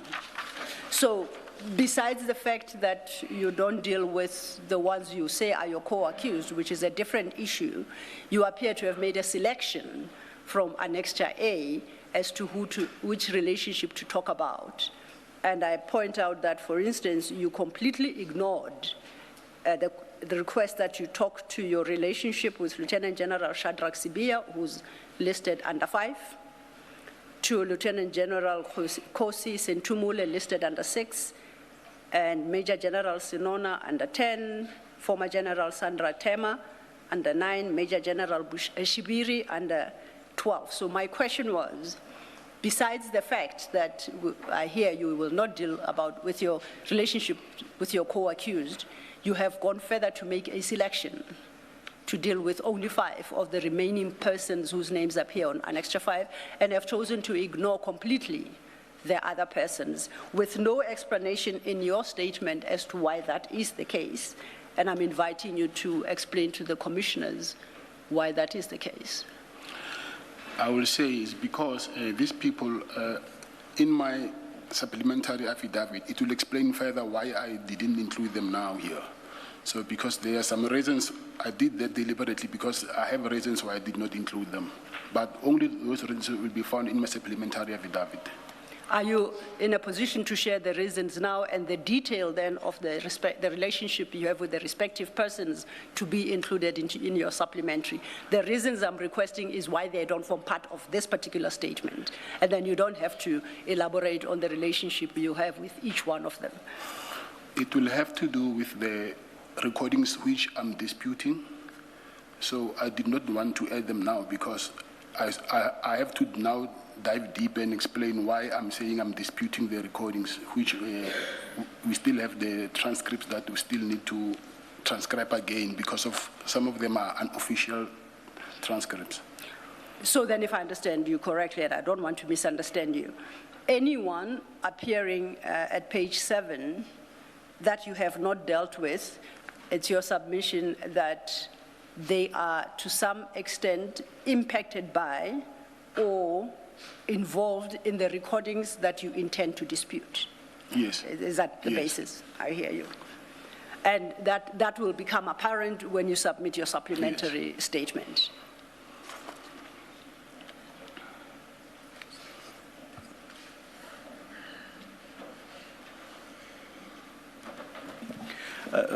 Ms. Sillo, are you not in a position to itemize all of the names that have been excluded? Because what you've done now is to give examples. Yes, we are able to. If it will take time. No, it won't, Chair. Perhaps I'm thinking of the best way to do it. All right. It would be to read the listed paragraph 7, and then we start with where he has itemized at paragraph 14, and then I'll relate it to the item number. Mm-hmm. Then I will call out those that are dealt with in paragraph 15, and then it will become apparent then who else is remaining. Mm-hmm. So it will just be a quick exercise of. So if we. And sorry, Commissioner, to disturb. I actually wanted to ask clarity because I see here there is on number 20 on page 7. Yes. Number 27, there's a Sergeant Zungu. Yes. So I don't know, because I do not know Sergeant Zungu, but I know Captain Zungu. So I don't know whether the Commission made a mistake or what. So I couldn't comment on this, not knowing whether it's a mistake or not. I'll try and clarify that for you. Okay. So I will highlight Sergeant or Captain Zungu as a specific case. Okay. And it's because it was unclear to you, as I understand it, who the Commission was referencing. So I'll come back to you with clarity, and then you can deal with that in the supplementary. Chair, then the quick exercise. I think the best way to go about it is to use Mr. Matlala's statement at paragraph 14. At 14.1, he deals with General Masemula. Now, the request that he deal with General Masemula is item 3 on page 7. It's followed by Brigadier Rachel Macheng, and Rachel Macheng, Brigadier Macheng, is item 14 at page 7. The next is Brigadier Alpheus Teminkosi Ngema, and that is item 15 at page 7. That's followed by Brigadier Kirsty Jonker, that's item 17. 14.7, he deals with Brigadier Onika Ufenze Kwayele, that's item 19.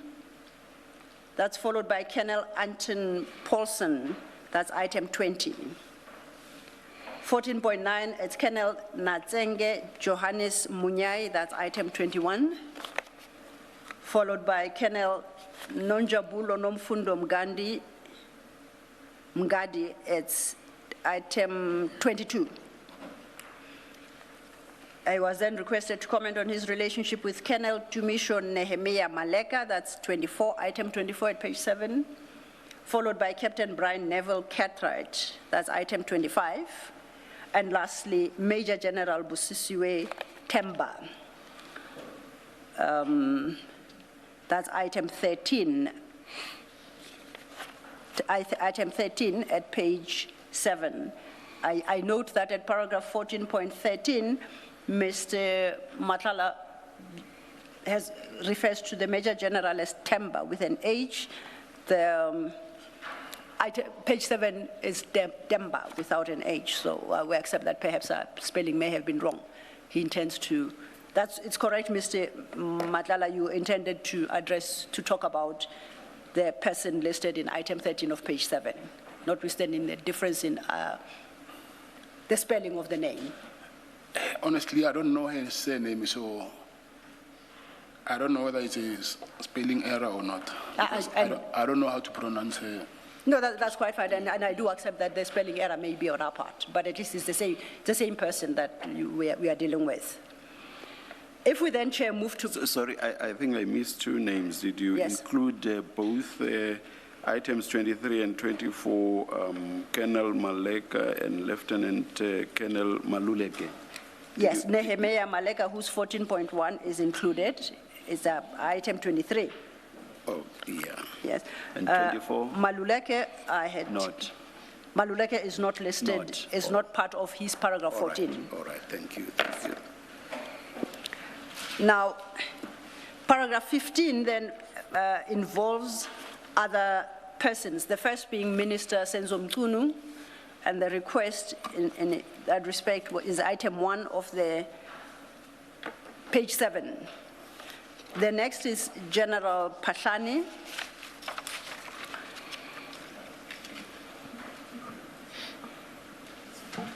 And item 4 on page 7. Thereafter, it's followed by Lieutenant General Mkwanazi, that's item 6. And Lieutenant General Mulife Fani, that's item 7. And lastly, Major General Feroz Khan, that's item 11. So that would, on my estimation, leave, if we go then page 7, it will leave item 5, Lieutenant General Shadrach Sibia. It will leave out item 8, Lieutenant General Kosi Sintumule. Item 9, former General Sandra Tema. Item 10, Major General Lesija Sinona. Item 12, Major General Richard Shibiri. Item 16, Brigadier Patrick Netengwe. 18, Brigadier Petunia Reabedzi Linono. Sorry, Netengwe is 14.4. Oh, the error is mine. Yes, it's quite good. Thank you, Commissioner. Then that takes us to 18. 18 is dealt with, yes, at item 14.6. So after Major General Shibiri, then we would jump to 24, Lieutenant Colonel Maluleke. Yes, we've got Malika. And then Sergeant or Captain Zungu, as the witness has stated, and Commissioner Julius Mkwanazi at item 28. Those are the persons that he has not addressed in the statement or his relationship with them. Ms. Zillo, it might be I missed it. Item 2 and 26.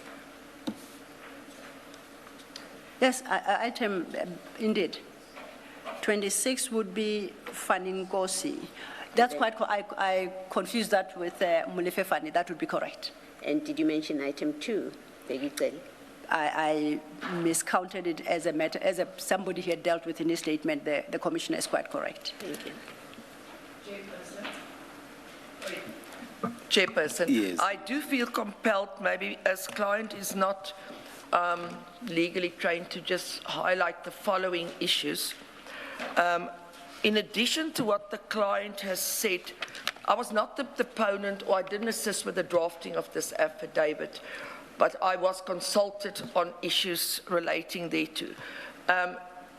The persons that were left off also relates to IDAC. There's certain investigations conducted by IDAC, it was going to be dealt with in the supplementary affidavit. There was information that the attorneys endeavored to obtain from IDAC that, put it this way, that they battled to get, but we're dealing with it in a different way. So the legal basis is not only based on the statement that's at issue, but it relates to investigations that were conducted by IDAC. And I think I'm going to stop there because we do intend to basically also set out for you the legal basis as to why these names cannot be dealt with also vis-a-vis IDAX investigations. And then specifically, I can also mention in respect of the last person, I think it's General Konazi from the EMPD, there's certain further information. It all relates to the issue of suspect, the legal definition of a suspect, etc., and your rights afforded to you as a suspect. I just wanted to place this on record. May I please you? Thank you. Thank you, Ms. Van der Keuvel. Thank you, Chair. So we understand the reason why then some of the people who've been left out on the list were left out. We accept that they will then be addressed in the supplementary statement to be filed, and we shall pick it up from there when that statement is filed. Let's then turn our attention, Mr. Matlala, to your paragraph 15, where you then deal with the 5 people. At 15.1, you recall that the request to you had been to explain the history and relationship you maintain with the specific persons listed at page 7, and to give the details as to the nature and extent and frequency of your communication, etc. You deal at 15.1 with your relationship with Minister Mchunu, or if there is any, if you could then address yourself to your paragraph 15.1. I place on record that I do not know Minister Mchunu. I have never met Minister Mchunu and have had no interactions with him, nor have I been at any gatherings where he was present. It suffices to say that I do not know Minister Mchunu. And just a question of clarification here. You say you have had no interactions, I take it, with personal interactions. Yes. Have you had any interactions on your behalf? Have there been any interactions on your behalf with Minister Mchunu to the best of your knowledge? Yes. Initiated by you? Have you ever requested anyone to engage with him on your behalf? No, it was only during when we had to confirm whether we know each other. There's a letter that I sent to, it was sent, I think, to the IDAC committee. Yes. So it's that interaction that I'm referring to. So that's the interaction you had with him? Are you able Not with him directly. Oh, yes? Please clarify. Not with him directly. Through who? Through the attorney. Okay. The attorney being his attorney or your attorney? My attorney and his attorney. Okay.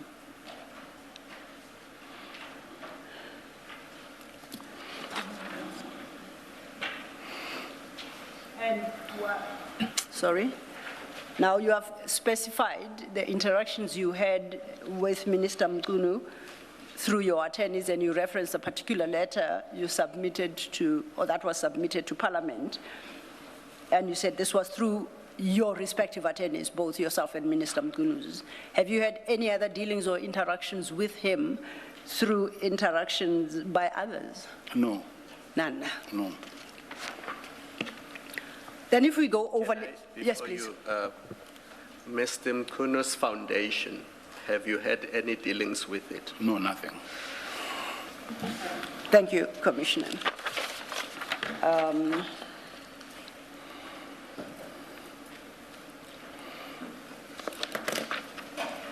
Now, perhaps because you were requested at 2.2.5, when you speak of any particular individual, to indicate whether you have exchanged information with them. At 2.2.6, whether you have given or offered any gifts, gratification, money, sponsorship, favors to any of these individuals. Now, confining ourselves to Minister Mchunu, if you look at paragraph 2.2.6 of the notice, do you confirm that you have not taken any step that constitutes an offer of gift or sponsorship to Mr. Mchunu, whether directly or indirectly? Is that your position? No, I've never is. Okay. If then I can invite us to page 13. At page 13, you deal the same questions, but now in respect of former General Khomotso Phahlane. You deal with that at 15.2. I place on record that I know General Phahlane. I'm unable to recall how many times I have met with him, and place on record that these meetings were, to the best of my knowledge and belief at the time, when he was no longer within the employ of the subs. I confirm that I have no business dealings with General Phahlane, nor have I ever asked for any favors from him or offered him any gratifications. In light of your response in regard to General Phahlane, may I then ask you, insofar as Minister Mchunu is concerned, specifically, whether you have ever asked of him any favors? From General Phahlane? No, Mr. Mchunu, I'm going back because when you speak of General Phahlane, you specifically say you've never asked for any favors from him or offered him any gratifications. That is a claim you don't make in respect of Mr. Mchunu. So my question to you is whether you have ever asked of any favor of Minister Mchunu. No, I have never asked any favors from him. We then, you then, at paragraph 15.6, deal with your relationship with Lieutenant General Nhlanhla Mkhwanazi. If you could read that into the record. I place on record that I know and have on one occasion met Lieutenant General Mkhwanazi. I do not have any relationship with him. Are you in a position to describe very briefly, even just highlights, this meeting on this one occasion? Are you able to provide any detail? I cannot provide any details because it has to do with the case that I'm attending in Pretoria for Medicare tender. Sorry, please say that again. I'm saying I cannot provide any details because my meeting with General Mkhwanazi, it has to do with the tender that I had with SAPS. Okay. Which now I'm attending court and I'm charged for that matter. So if I understand you correctly, then your meeting in that occasion you reference involved the Medicare 24 tender? Yes. Did it involve any other issue besides the Medicare 24 tender? No, it has to do with Medicare 24 tender. Your voice tends to drop sometimes, or maybe my hearing is not what it should be. I'll try to speak next to the speaker. You can pull them closer to you if more comfortable. Thank you.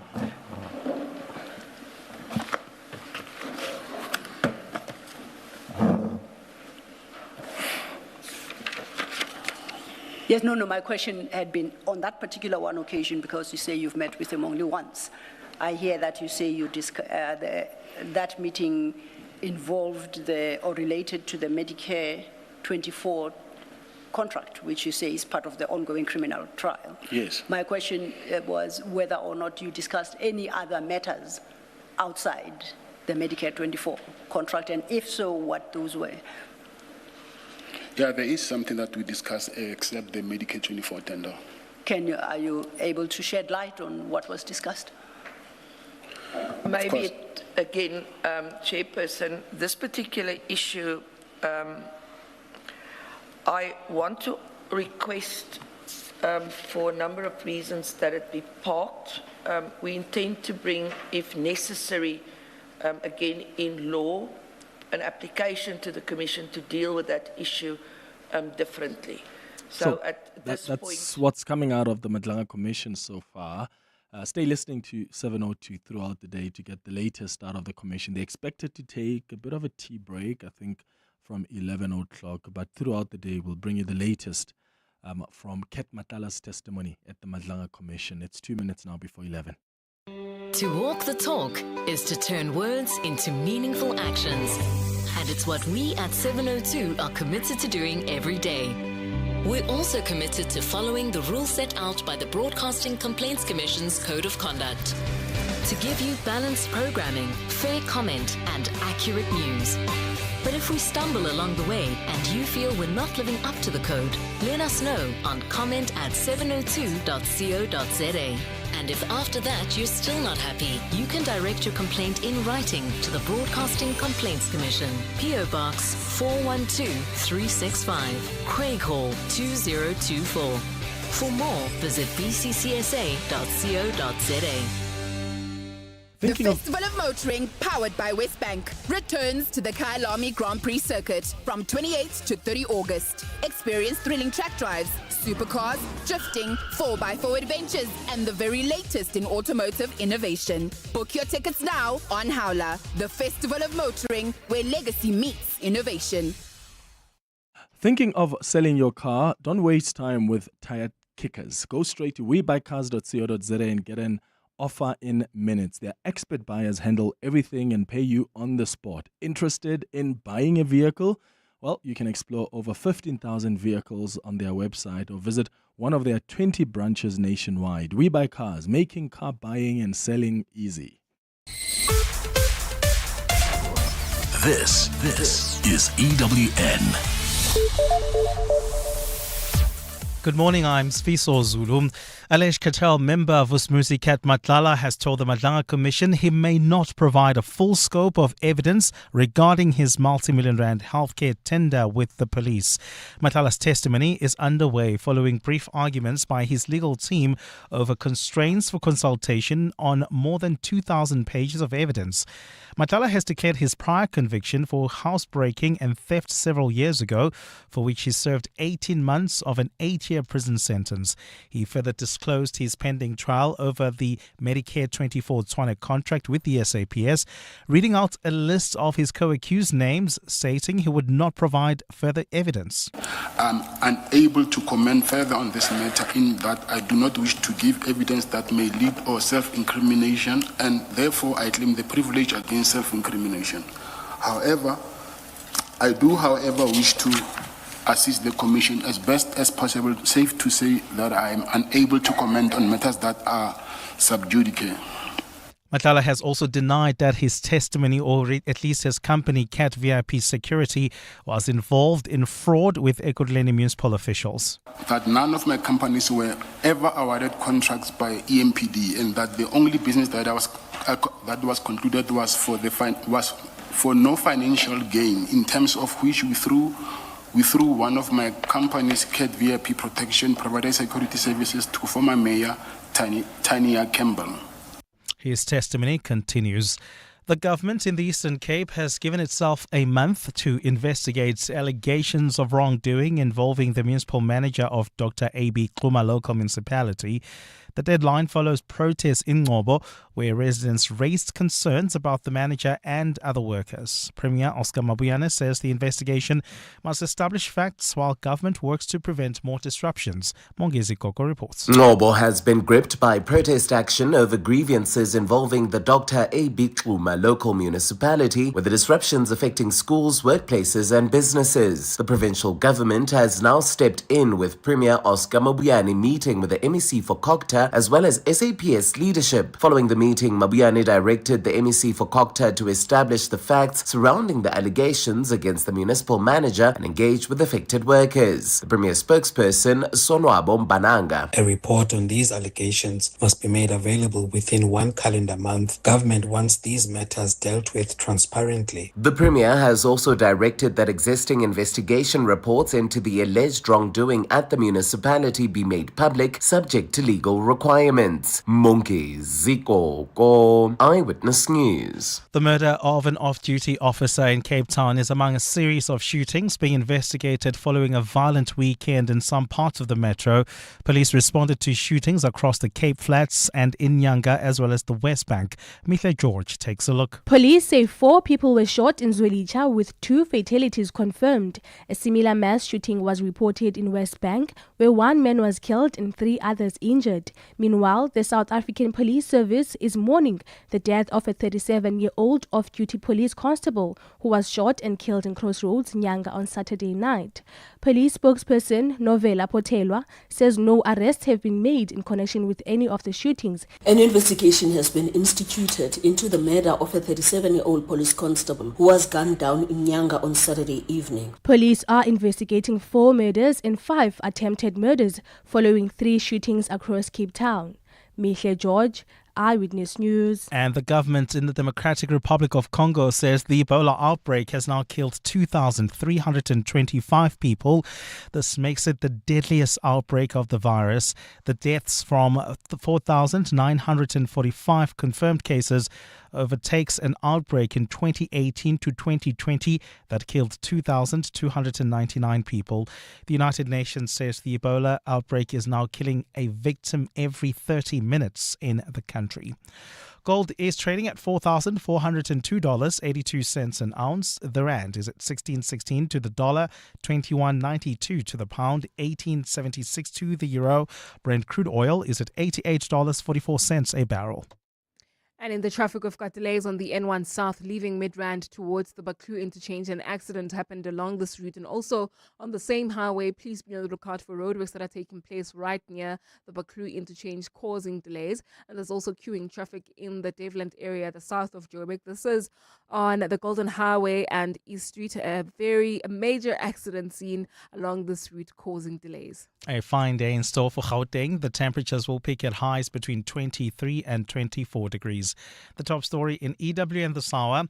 Alleged cartel member Vusmuzi Matlala has told the Madlanga Commission he may not provide a full scope of evidence regarding his multi-million rand healthcare tender with the SAPS. EWN, in touch, in tune and independent. For the latest, visit ewn.co.za or download the EWN app. You're with Clement Manyathela on 702. Let's walk the talk. Streaming on the Prime Media Plus app. DSTV channel 856. 92.7 and 106 FM.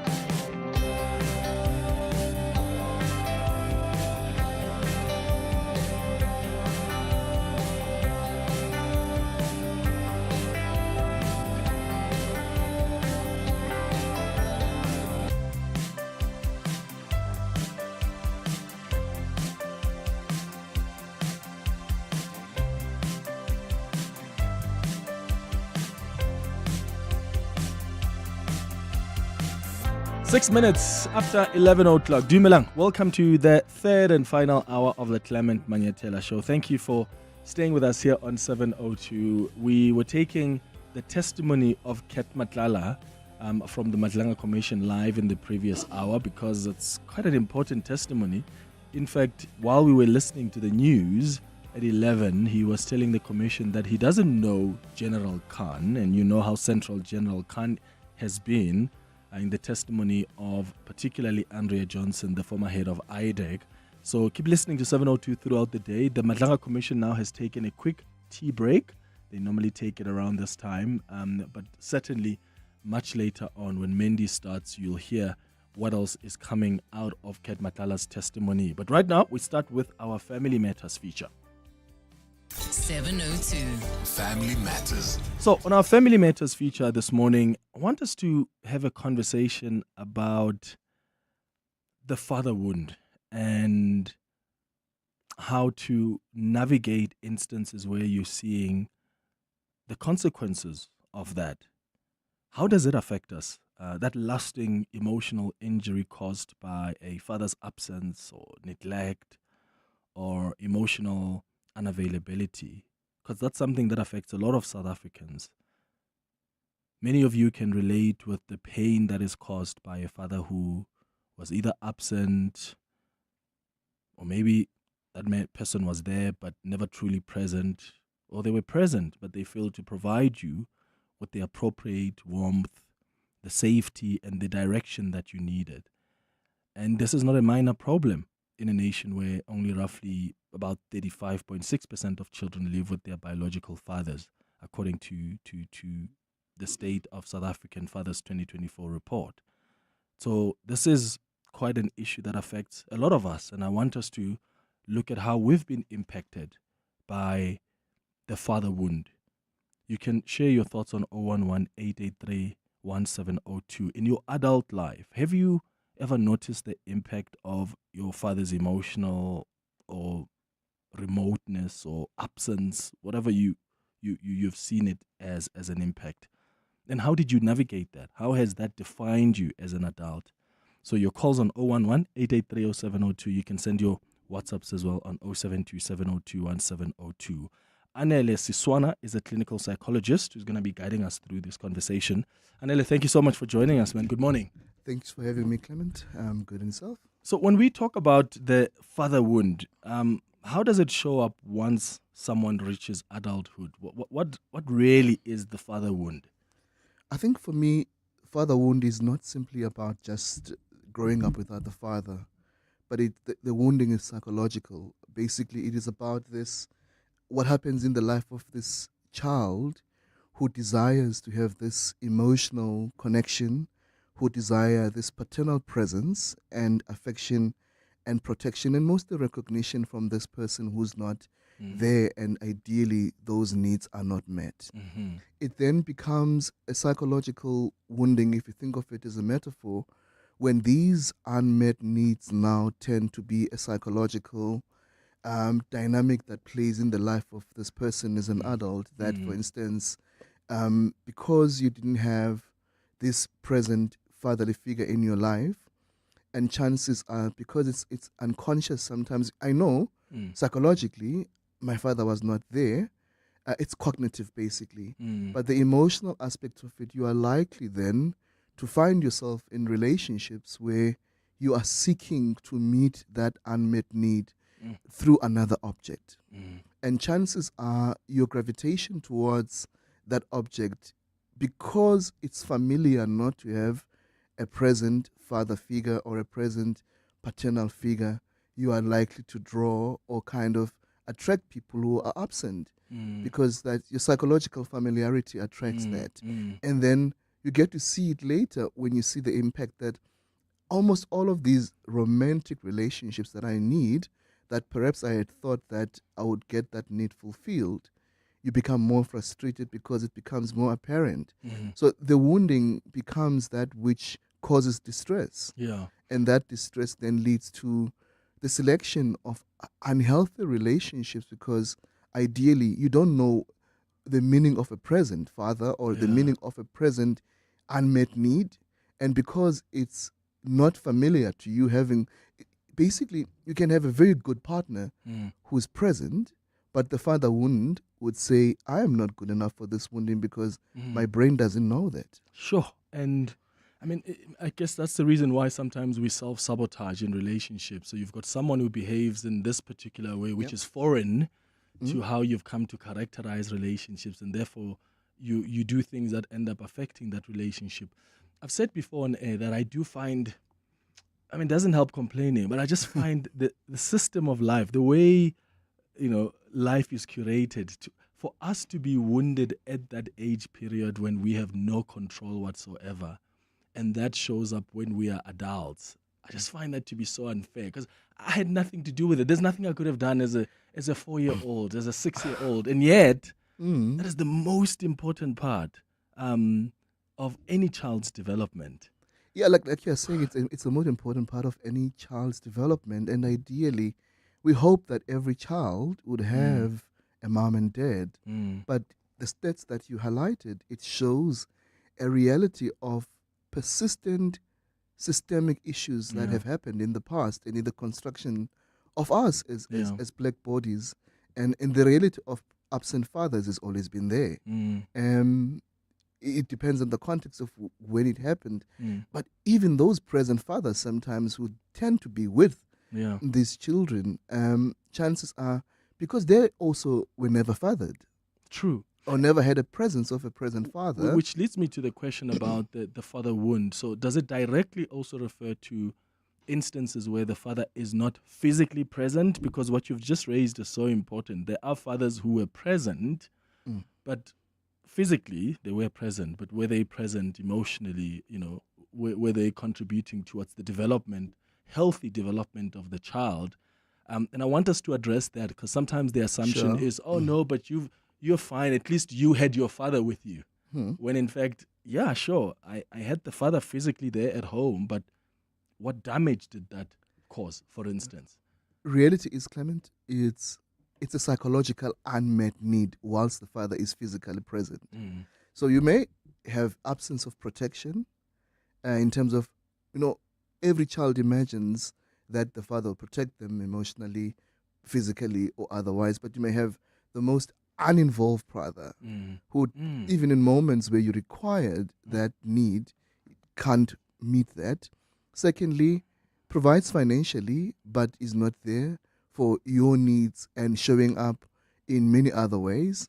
So the woundedness for me then becomes more psychological, that it's some people would even say, Clement, it was better growing without him being at home. Yeah. Because even the relationships or the dynamics of what you then get to see, it's the coldness between mom and dad. Yes. Which the child then unconsciously learns all of this, that perhaps it's okay to be with a present but absent emotionally present partner because that's what I know. And reality is, again, it is very difficult to touch into this woundedness because it plays out in the most ways that we are not conscious of it. And the unconsciousness of it, it then gets to be more pronounced in relationships, even beyond romantic relationships. Yeah. And sometimes because this child has then learned all of these maladaptive behaviors and somewhat has even learned to provide for those needs for themselves, then eventually the role of a father is basically more painful because there isn't anything.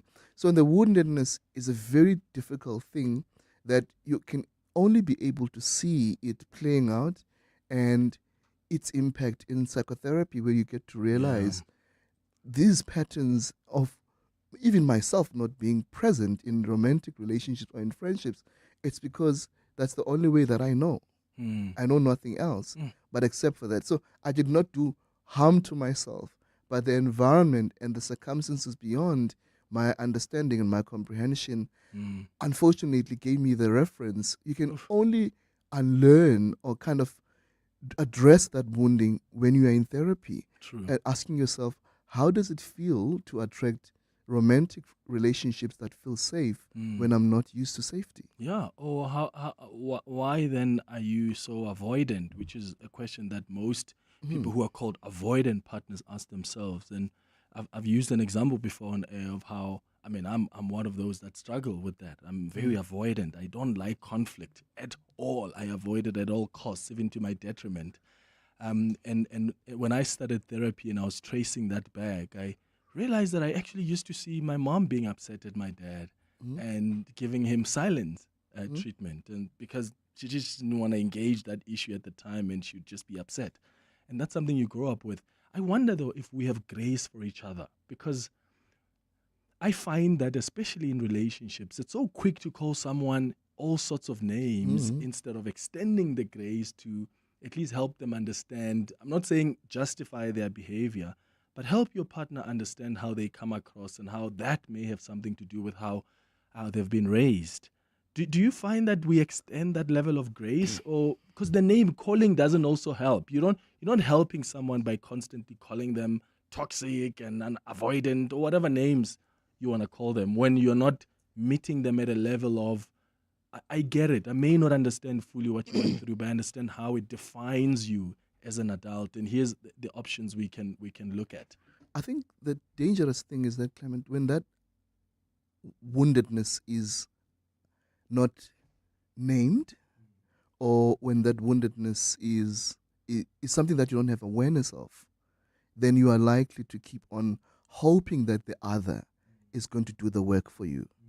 And interestingly, in romantic relationships, it's one exclusive relationship that we assume that the other should always have this sense of knowing about my unmet need. And this is why you would hear people saying, I'm not your father, I'm not your mother, and I'm not even what happened to you.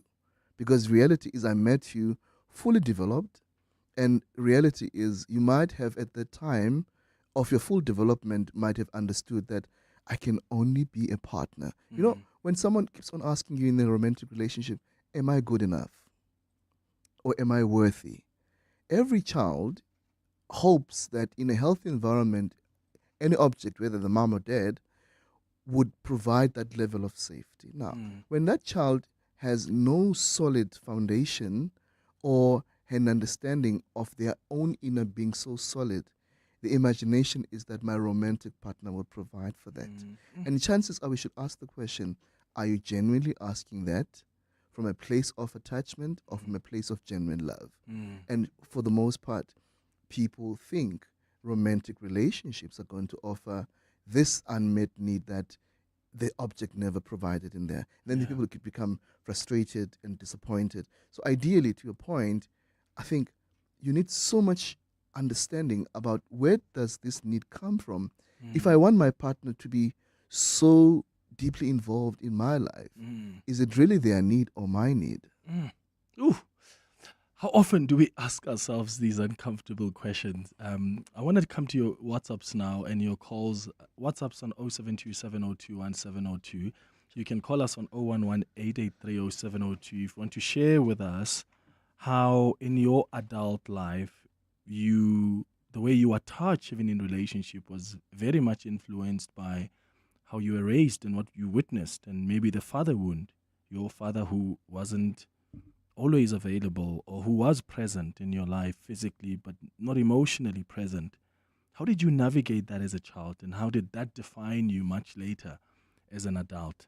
011-883-0702. Let's start with your WhatsApps on 0727021702. Good morning, Clement. What a trigger topic you are on about I'm a female, and I have never had a relationship with my father. But as growing up, I then noticed that it's affecting me on my dating life, because for a longest time, I was not dating people, but I was just seeking my father through them.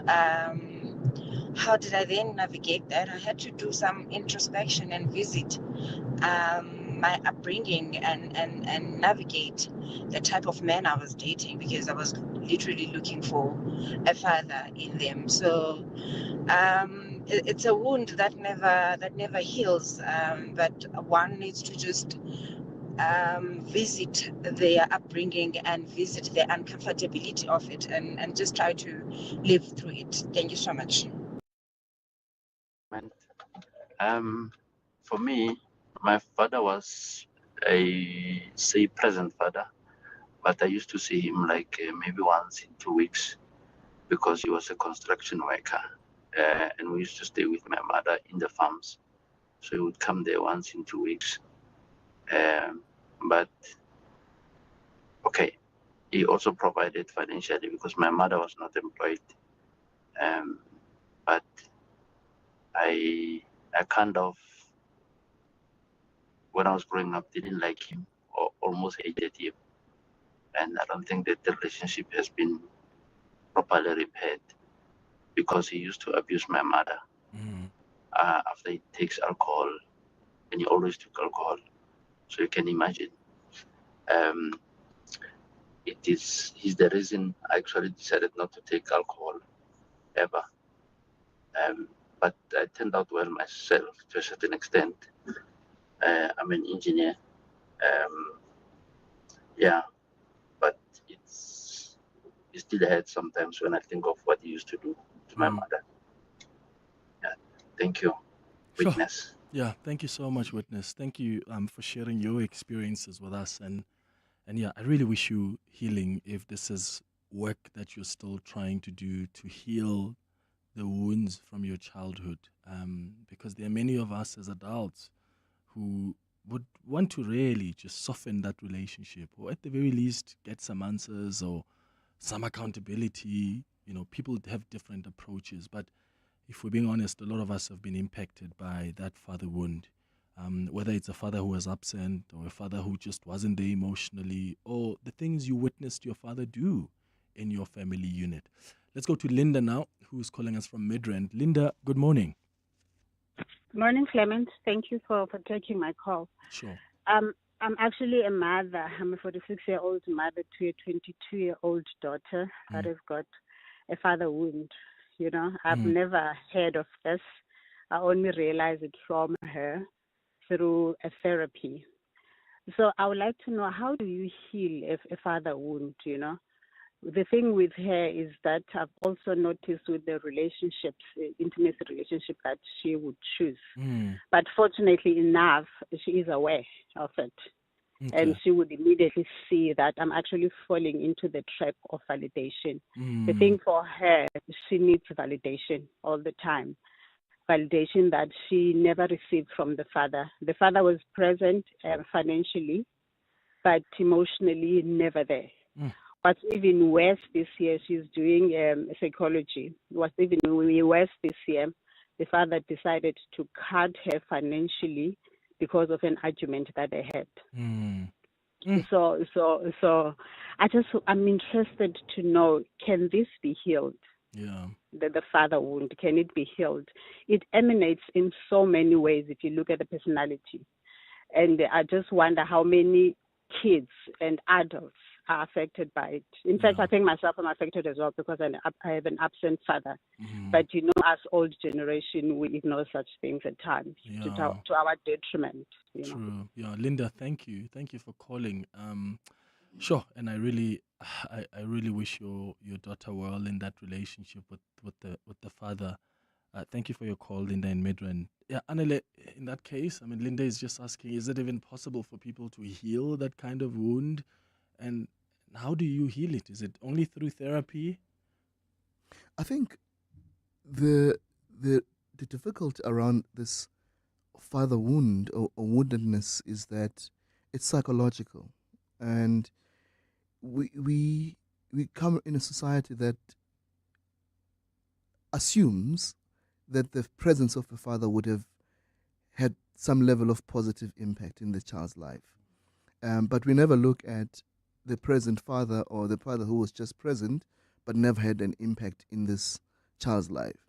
So where I'm going with this is, when you know the impact of what this has or has caused in your life, a good amount of therapy does help in recognizing that you have agency of your life, and even some things that you would have wanted to happen in a particular way, but you can steer your life in a way that shapes your choices and decisions to move away from the pain or from the woundedness. But it's very hard for people to go there, because even psychotherapy itself is difficult. To go to therapy, to confront your reality and the pain you have endured as a person.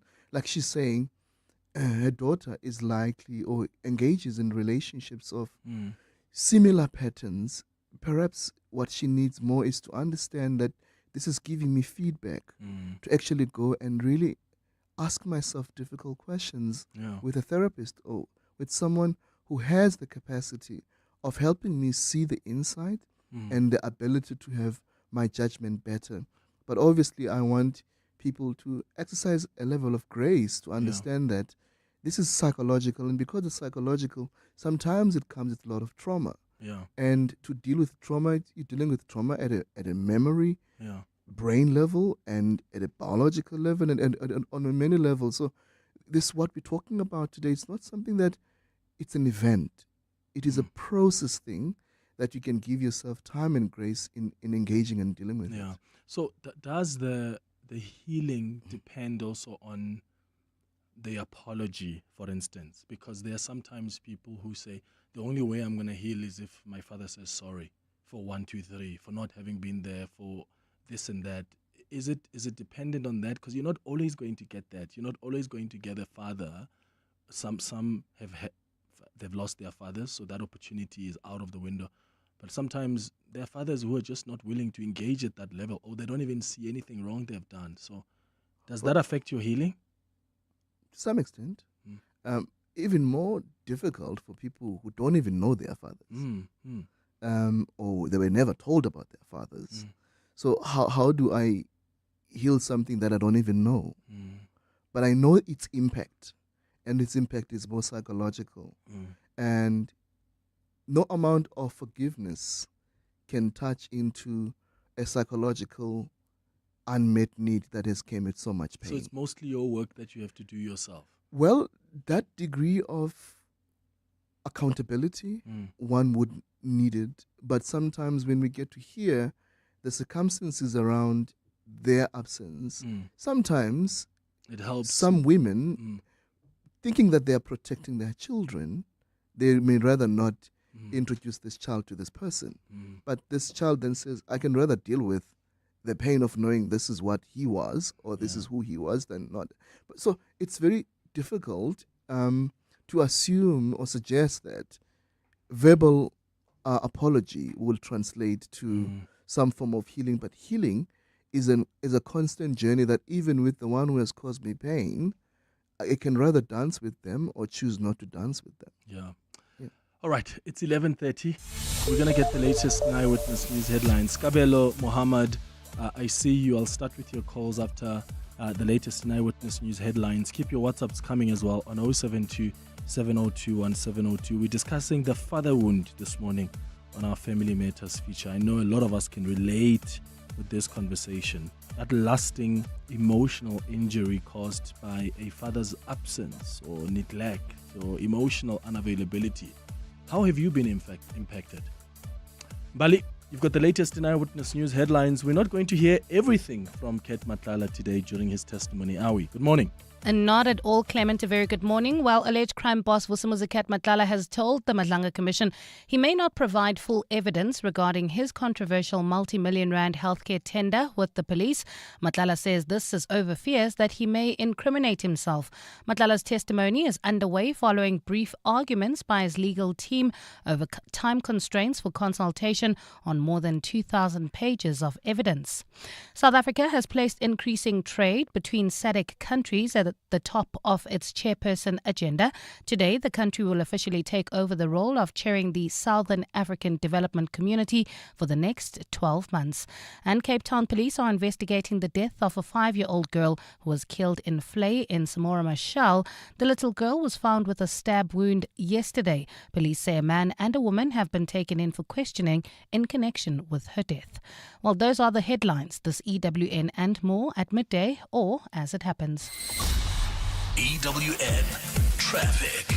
Well, traveling in the south of Joburg, we still have got that accident we spoke about earlier along the Golden Highway right near East Street. It's still causing heavy delays, so please try to avoid this route. You can still use the N12 West through the Deep Kloof interchange if you want to avoid that backlog. While traveling on the M1 North, we've got delays. This is just as you come out of College Drive towards Grayston Drive, an accident reported there. There's also queuing traffic on the N12 and the R24 West between Edenville Road and the Gilulis interchange. If you were traveling in Midrand, there's another accident reported on the N1 South. It happened right near Allendale Road.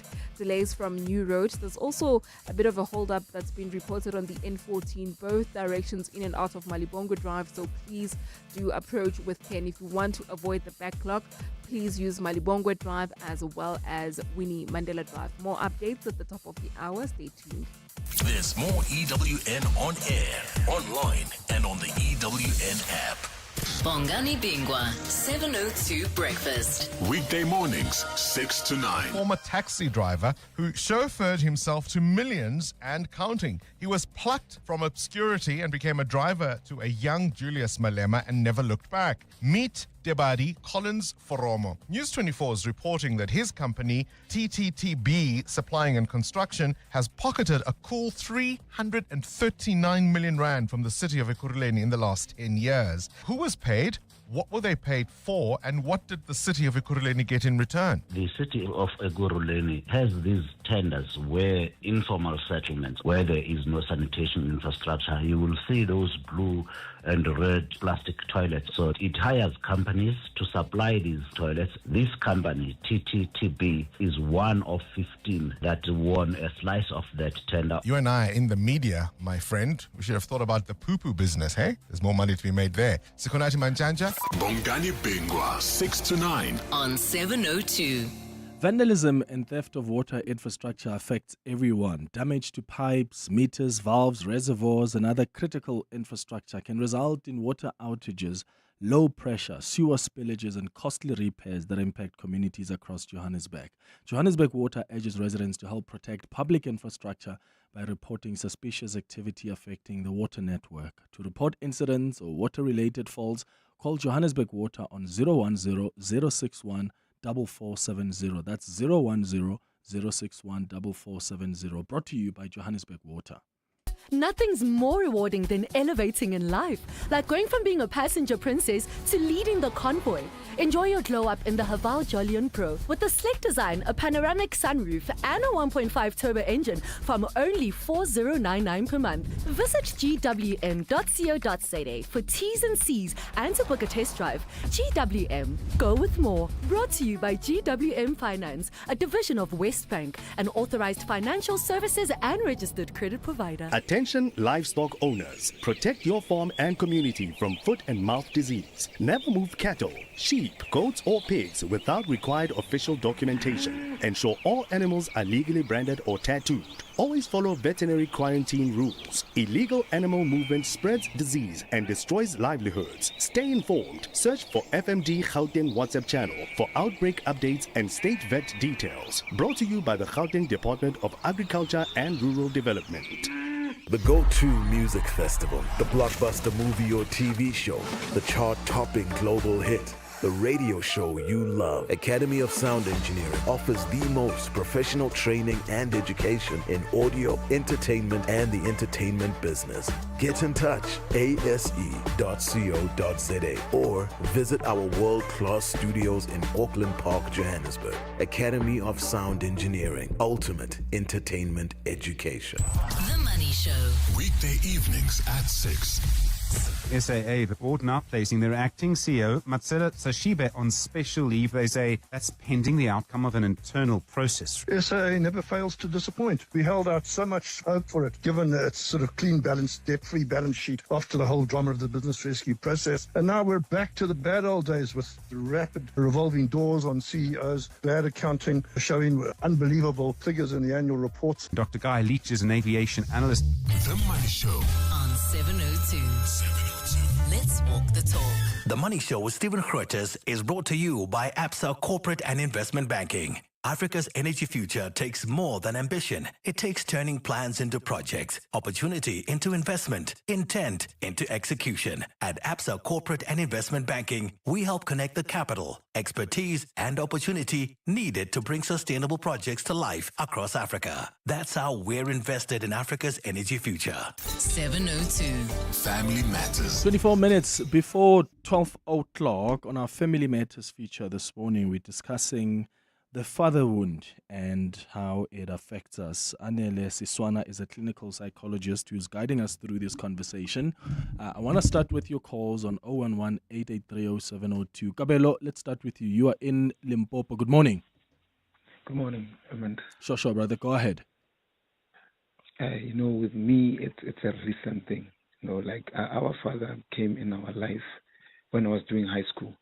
I've never known him up until I was in high school. Then he came into our life, and then we were a happy family, even though I didn't connect with him. And then my mother passed on last year. That's when the whole thing now started. There was a rift between me and him because we couldn't connect. And then a few months ago, in May, he left and said he's going to look for work. And I'm telling you, till that day, he has never came back. My sisters used to communicate with him and tell him that we need this and that, and he'll never do anything. As a 23-year-old, I had to go out and hustle for my sisters. And that thing scares me too, because he used to tell me that I'm a self-made man. My father didn't raise me, so I'm thinking I'm leading that way. So now I'm taking care of the last time my sisters heard from him, it was last month when they were telling him that we are going to be evicted if you don't pay the 3 months rent that you owe behind. And since then, he said, I'll get back to you. Then I don't know whether he changed his numbers or anything. We haven't heard from him up until we were evicted from the place that we were renting. And so that thing, it scares me to say the way my sister, like the one who's been matrix, she's so angry.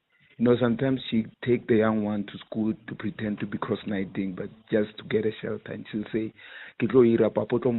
doctor or something one day. And it's very painful. Every day. When they have to go and sneak in at the school, then I have to go to friends and sleep. That thing hurts me to say, why did he come back? Because if we knew that we don't have a mother, it's better. But we thought our mother passed on and we have a father to rely on. Yeah. And then he let us down this way. So Yeah, it's built a lot of anger to a person. I can imagine, Kabelo, and which is understandable. Thank you so much for sharing that with us. For sharing your story with us, Kabelo in Limpopo. Let's go to Mohammed in Johannesburg. Mohammed, good morning. Good morning, Clement. Thanks for taking my call. Sure, go ahead. First I just want to say it's these painful stories. They're so touching. We wish everybody the best. I just thought I'd like to highlight from a slightly different perspective. So one, we're hearing today, the individual level stories of how absentee fathers have impacted people's lives. But, these micro issues that affect the individual also affect society at large. And, there's been a wonderful book published recently, October 2023, called The Two-Parent Privilege by an American economist, MIT-trained economist, Melissa Kearney. And, the subtitle of the book is How Americans Stopped Getting Married and Started Falling Behind. So she looks at it at a societal level that since the 1960s, when, large numbers of people started to have children out of, wedlock, the economic toll that this has taken on American society at large, that when this happened, the decline of the institution of marriage resulted in numerous economic problems for American society. So that's also something important to consider. And it's an interesting read that these things which deeply impact the individual also end up having broader societal problems. Yeah. And for us in the South African context, it's doubly important because if one is to look at our history, right, starting with the 1913 Land Act, which essentially stripped Black Africans of highly productive farmland, which they had been farming phenomenally well, as attested to by historical record, being moved onto places that couldn't support the family, Yeah. coupled with the hut tax that was only levied on Black Africans, which was designed, by design, it was designed, how do you pay the hut tax? You've got to send your young men to the mine to work. Yeah, and that's one of the ways the family, just the family system was broken down. Lehlogonolo in Raimsach, what are your thoughts? Good morning. Morning, Clement. Sure. Okay, so Clement, I'm a 39-year-old guy. I've never seen my dad. I've never heard anything about him. I don't know anything about him. Has that affected me psychologically? No. And I strongly believe it hasn't. Why? Because I've never seen the guy. I know nothing about the guy. So there's nothing that I can reference from by fatherhood in my life. I've got two sons, which I'm no longer together with their mothers. My firstborn is 16. I've been in his life since he was born until today. He's 16. I've never disappeared in his life. So I didn't repeat what my father did by running away from my responsibilities even after the breakup. Am I angry? No, I'm not. I don't think I'm angry because I don't know anything about the cover. I can't reference anything. So I heard that one of your callers said sometimes you need to go back and like revisit your upbringing and see how that impacts your life now. But I tried to go back so many times on my upbringing, but I can't pick up anything because the only thing that I can pick up is my mom fighting and to raise us and doing the best that she could to raise us, and which I really appreciate. And I am where I am today because of her. Yeah. So I don't know if maybe I need to sit down with somebody to help me to unpack my upbringing, or am I being otherwise when I say this hasn't affected me, or am I missing something here? No, a great question. Thank you so much for your call in Raimsach. Yeah, Anele. And there are people like Lehlogonolo who say, yeah, but I also didn't grow up with my father, but I haven't really been impacted like most people are. Could that be because you have maybe hidden that somewhere? Because that's the thing about trauma sometimes is we hide certain things because we don't think we're even ready or strong enough psychologically to deal with them. Could it be that, or in other instances, even in cases where the absence of a father has had an impact on you, it doesn't necessarily, end up in defining really your characters and your attachment styles, etc.? Well, this is a very complex thing, Clement, in the sense that even in the absence of a father, you can have your own reimagination of a corrective emotional experience for something that you never had. And chances are you are aware that I never had this thing. For some people, they even say, the day I become a father, I'll be a good father. Because they then make the decision to make that a corrective emotional experience for themselves and in the way of how they will father. However, the impact of the wounding, because you were not fathered and you strongly believe in this conviction that chances are I would have had a better life by taking the agency into the life of your father, chances are you'll forever feel indebted and that in the end you'll never heal.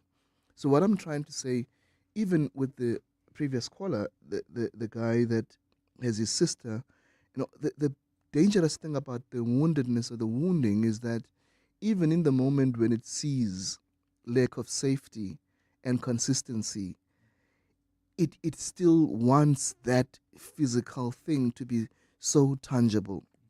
And this is why, even what we're talking about earlier about romantic relationships, people hope that the presence of this, that which I never had, will somewhat reconcile the gap of what is unmet.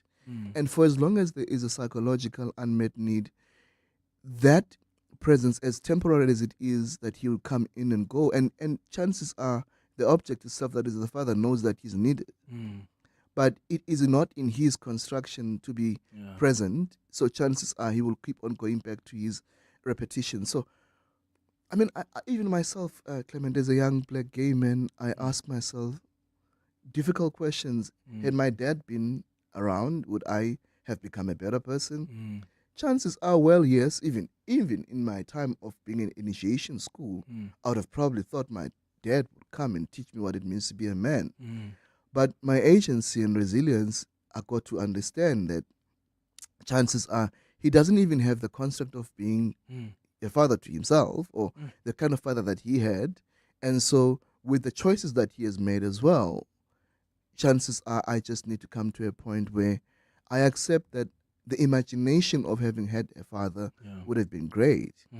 But his absence does not mean I should hang on to the imagination of what his presence would have done.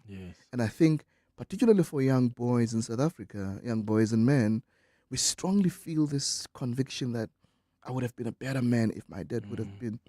Sorry, but to ask yourself, the kind of father that I see, would I have chosen to be fathered by someone like this? Yeah. Sure. Stephen, you are in Pretoria West. Good morning. Good morning, Clement. I just wanted actually to ask our guest now, that's as a person that has gone through that. When I grew up, my mother and my father and my mother, my father was in and out. He would come 1 year and the other year is out. And then I have that wound of not engaging with him, asking questions. And those questions that I'm supposed to have actually asking is no more. They are hanging there. So I am now living incomplete life because of not having the opportunity to sit down with my parents and ask them what is actually the problem where we are not actually living as a family. And that having the knowledge that the brain has got two sides, where you are actually in the memory, you have got a toxic memory and a healthy memory. But now, how do I eradicate the toxic memory from my brain with replacing it with health memory if I didn't actually have an opportunity to can actually get it from the horse's mouth? What went wrong? Because I am avoiding my children to have that very same living the incomplete life based on me. I know that the way I think can actually change the landscape of my brain. But the thing is, I am afraid that this might also be in the DNA. Yeah, got you. Got you, Stephen. Thank you so much for the call. I'll get Anela to respond to that in a moment. Let's take Tuli as well in Johannesburg. Tuli, hi. Hi, Clement. How are you? I'm all right, Tuli. I'm so excited that you guys... 1 second, Tuli. Something is wrong there with your line. Either you've got us maybe on headphones, If you can just remove that, please, and we can try sort that out. Let me put you back to the producers to re-establish that line. In the meantime, let's go to some WhatsApps on 0727021702. Good morning, Clement. The doctor. This one thing. Now, I can say I've got both fatherhood and motherhood. But for some reason, I'm turning out to be strong through meditation. Even when my father passed recently, I just didn't feel anything. To be honest, I didn't feel anything. And I care less where he's being buried. I was never even there. I know the man, but he was never there for me. I divorced with my mother in 1980, something like that, 1988, whatsoever. And my mother as well, after being divorced with my father, she turned out to be a horrific mother to me, to an extent that even when, she can rest one day, I wouldn't even want to have that image of where she is buried. That's all. Yeah, that's so hectic. We'll get Anile to respond to that after the break. It's 10 minutes before 12.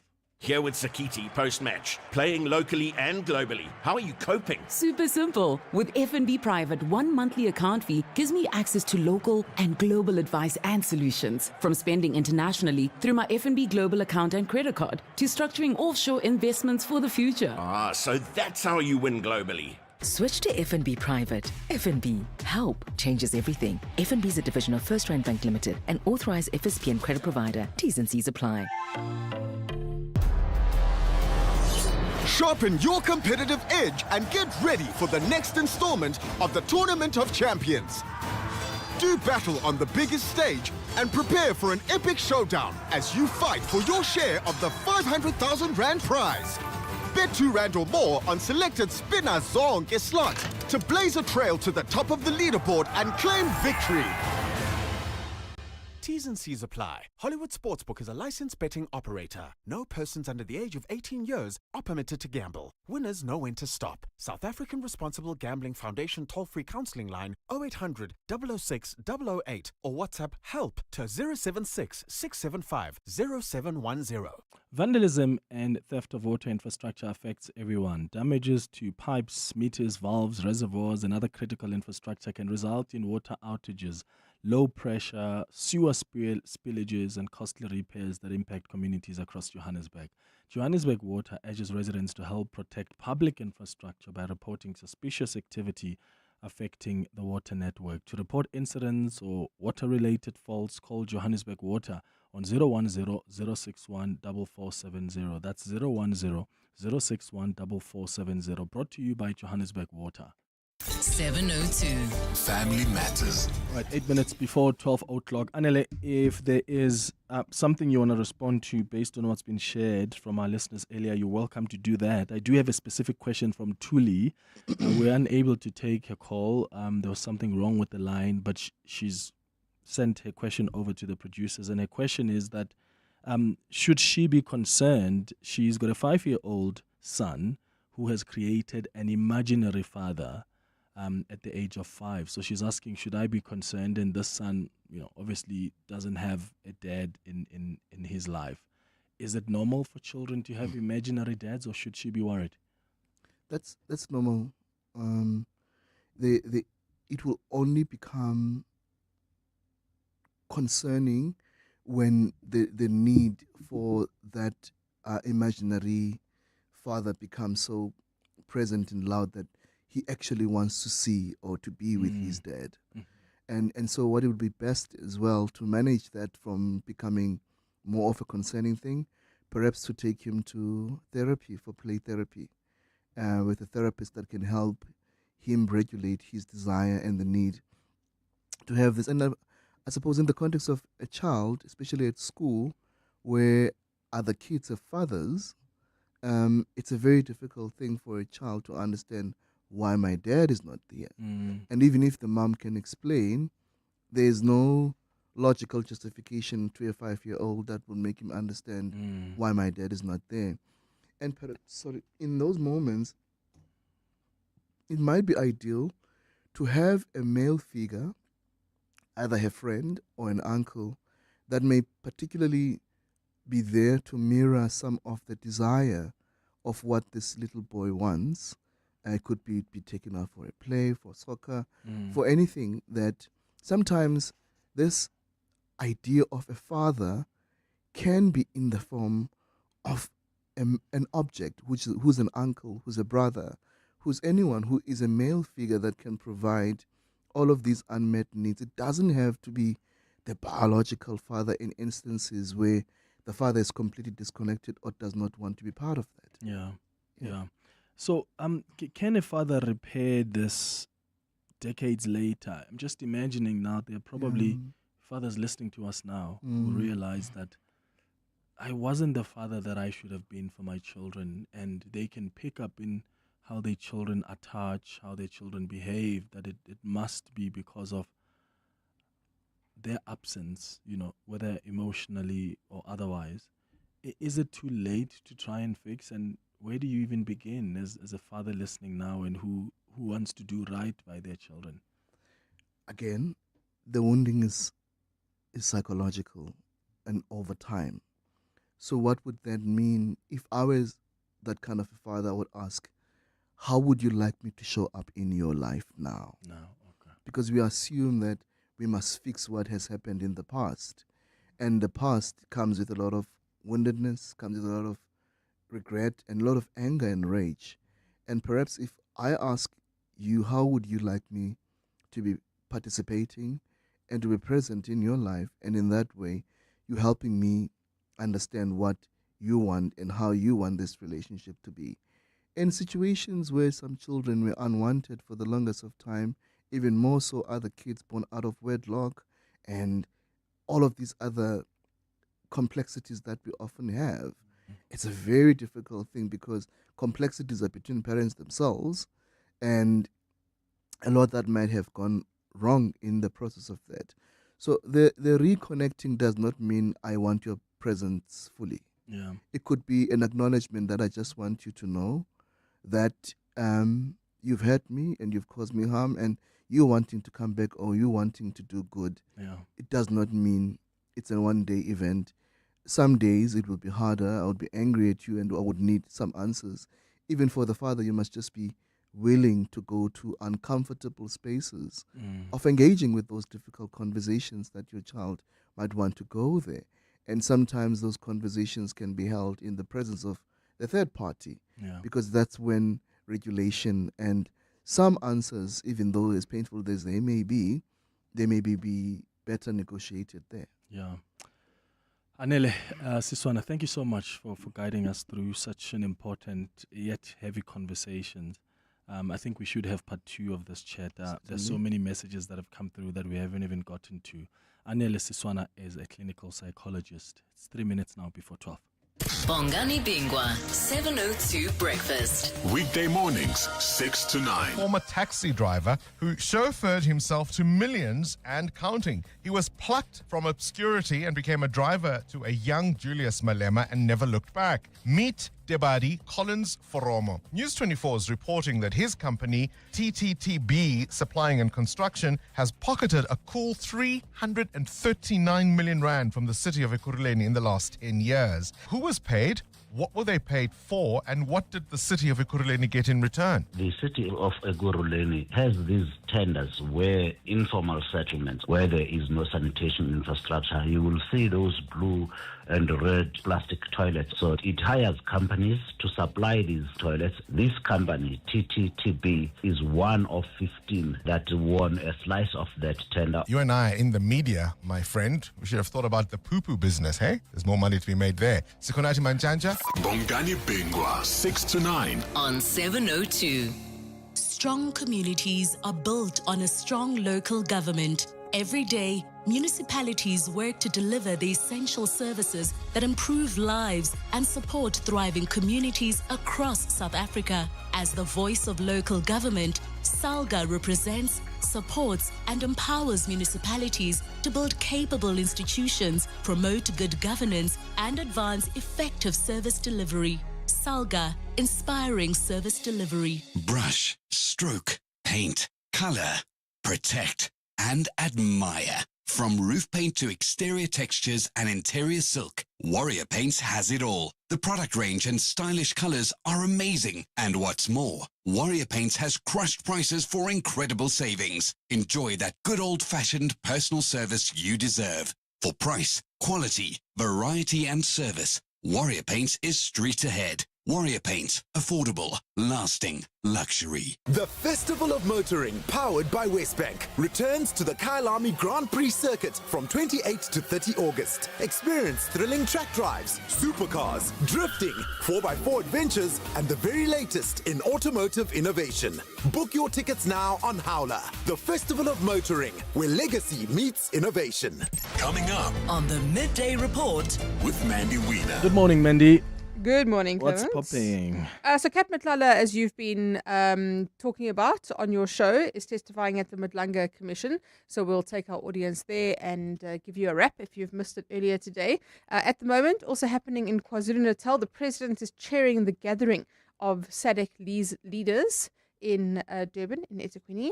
The SACP has launched its election manifesto. It says it's going head-to-head with the ANC in the elections. We'll speak to City Power about the backlogs that it's battling with, lots of people struggling with power in Joburg, and then lots of sports to talk about this weekend. That's what's coming up on the Midday Report with Mandy Wiener. Thank you for listening to the Monday edition of the Clement Manyathela Show. Let's chat again tomorrow between 9 and 12. Keep listening to 702, my friends, and have a beautiful day. Bye-bye. This is EWN. Good afternoon, I'm Bali Dlamini. Alleged crime boss Vusimuzi Kat Matlala has told the Madlanga Commission he may not provide full evidence regarding his controversial multi-million rand healthcare tender with the police. Matlala says this is over fears that he may incriminate himself. Matlala's testimony is underway following brief fears that he may incriminate himself.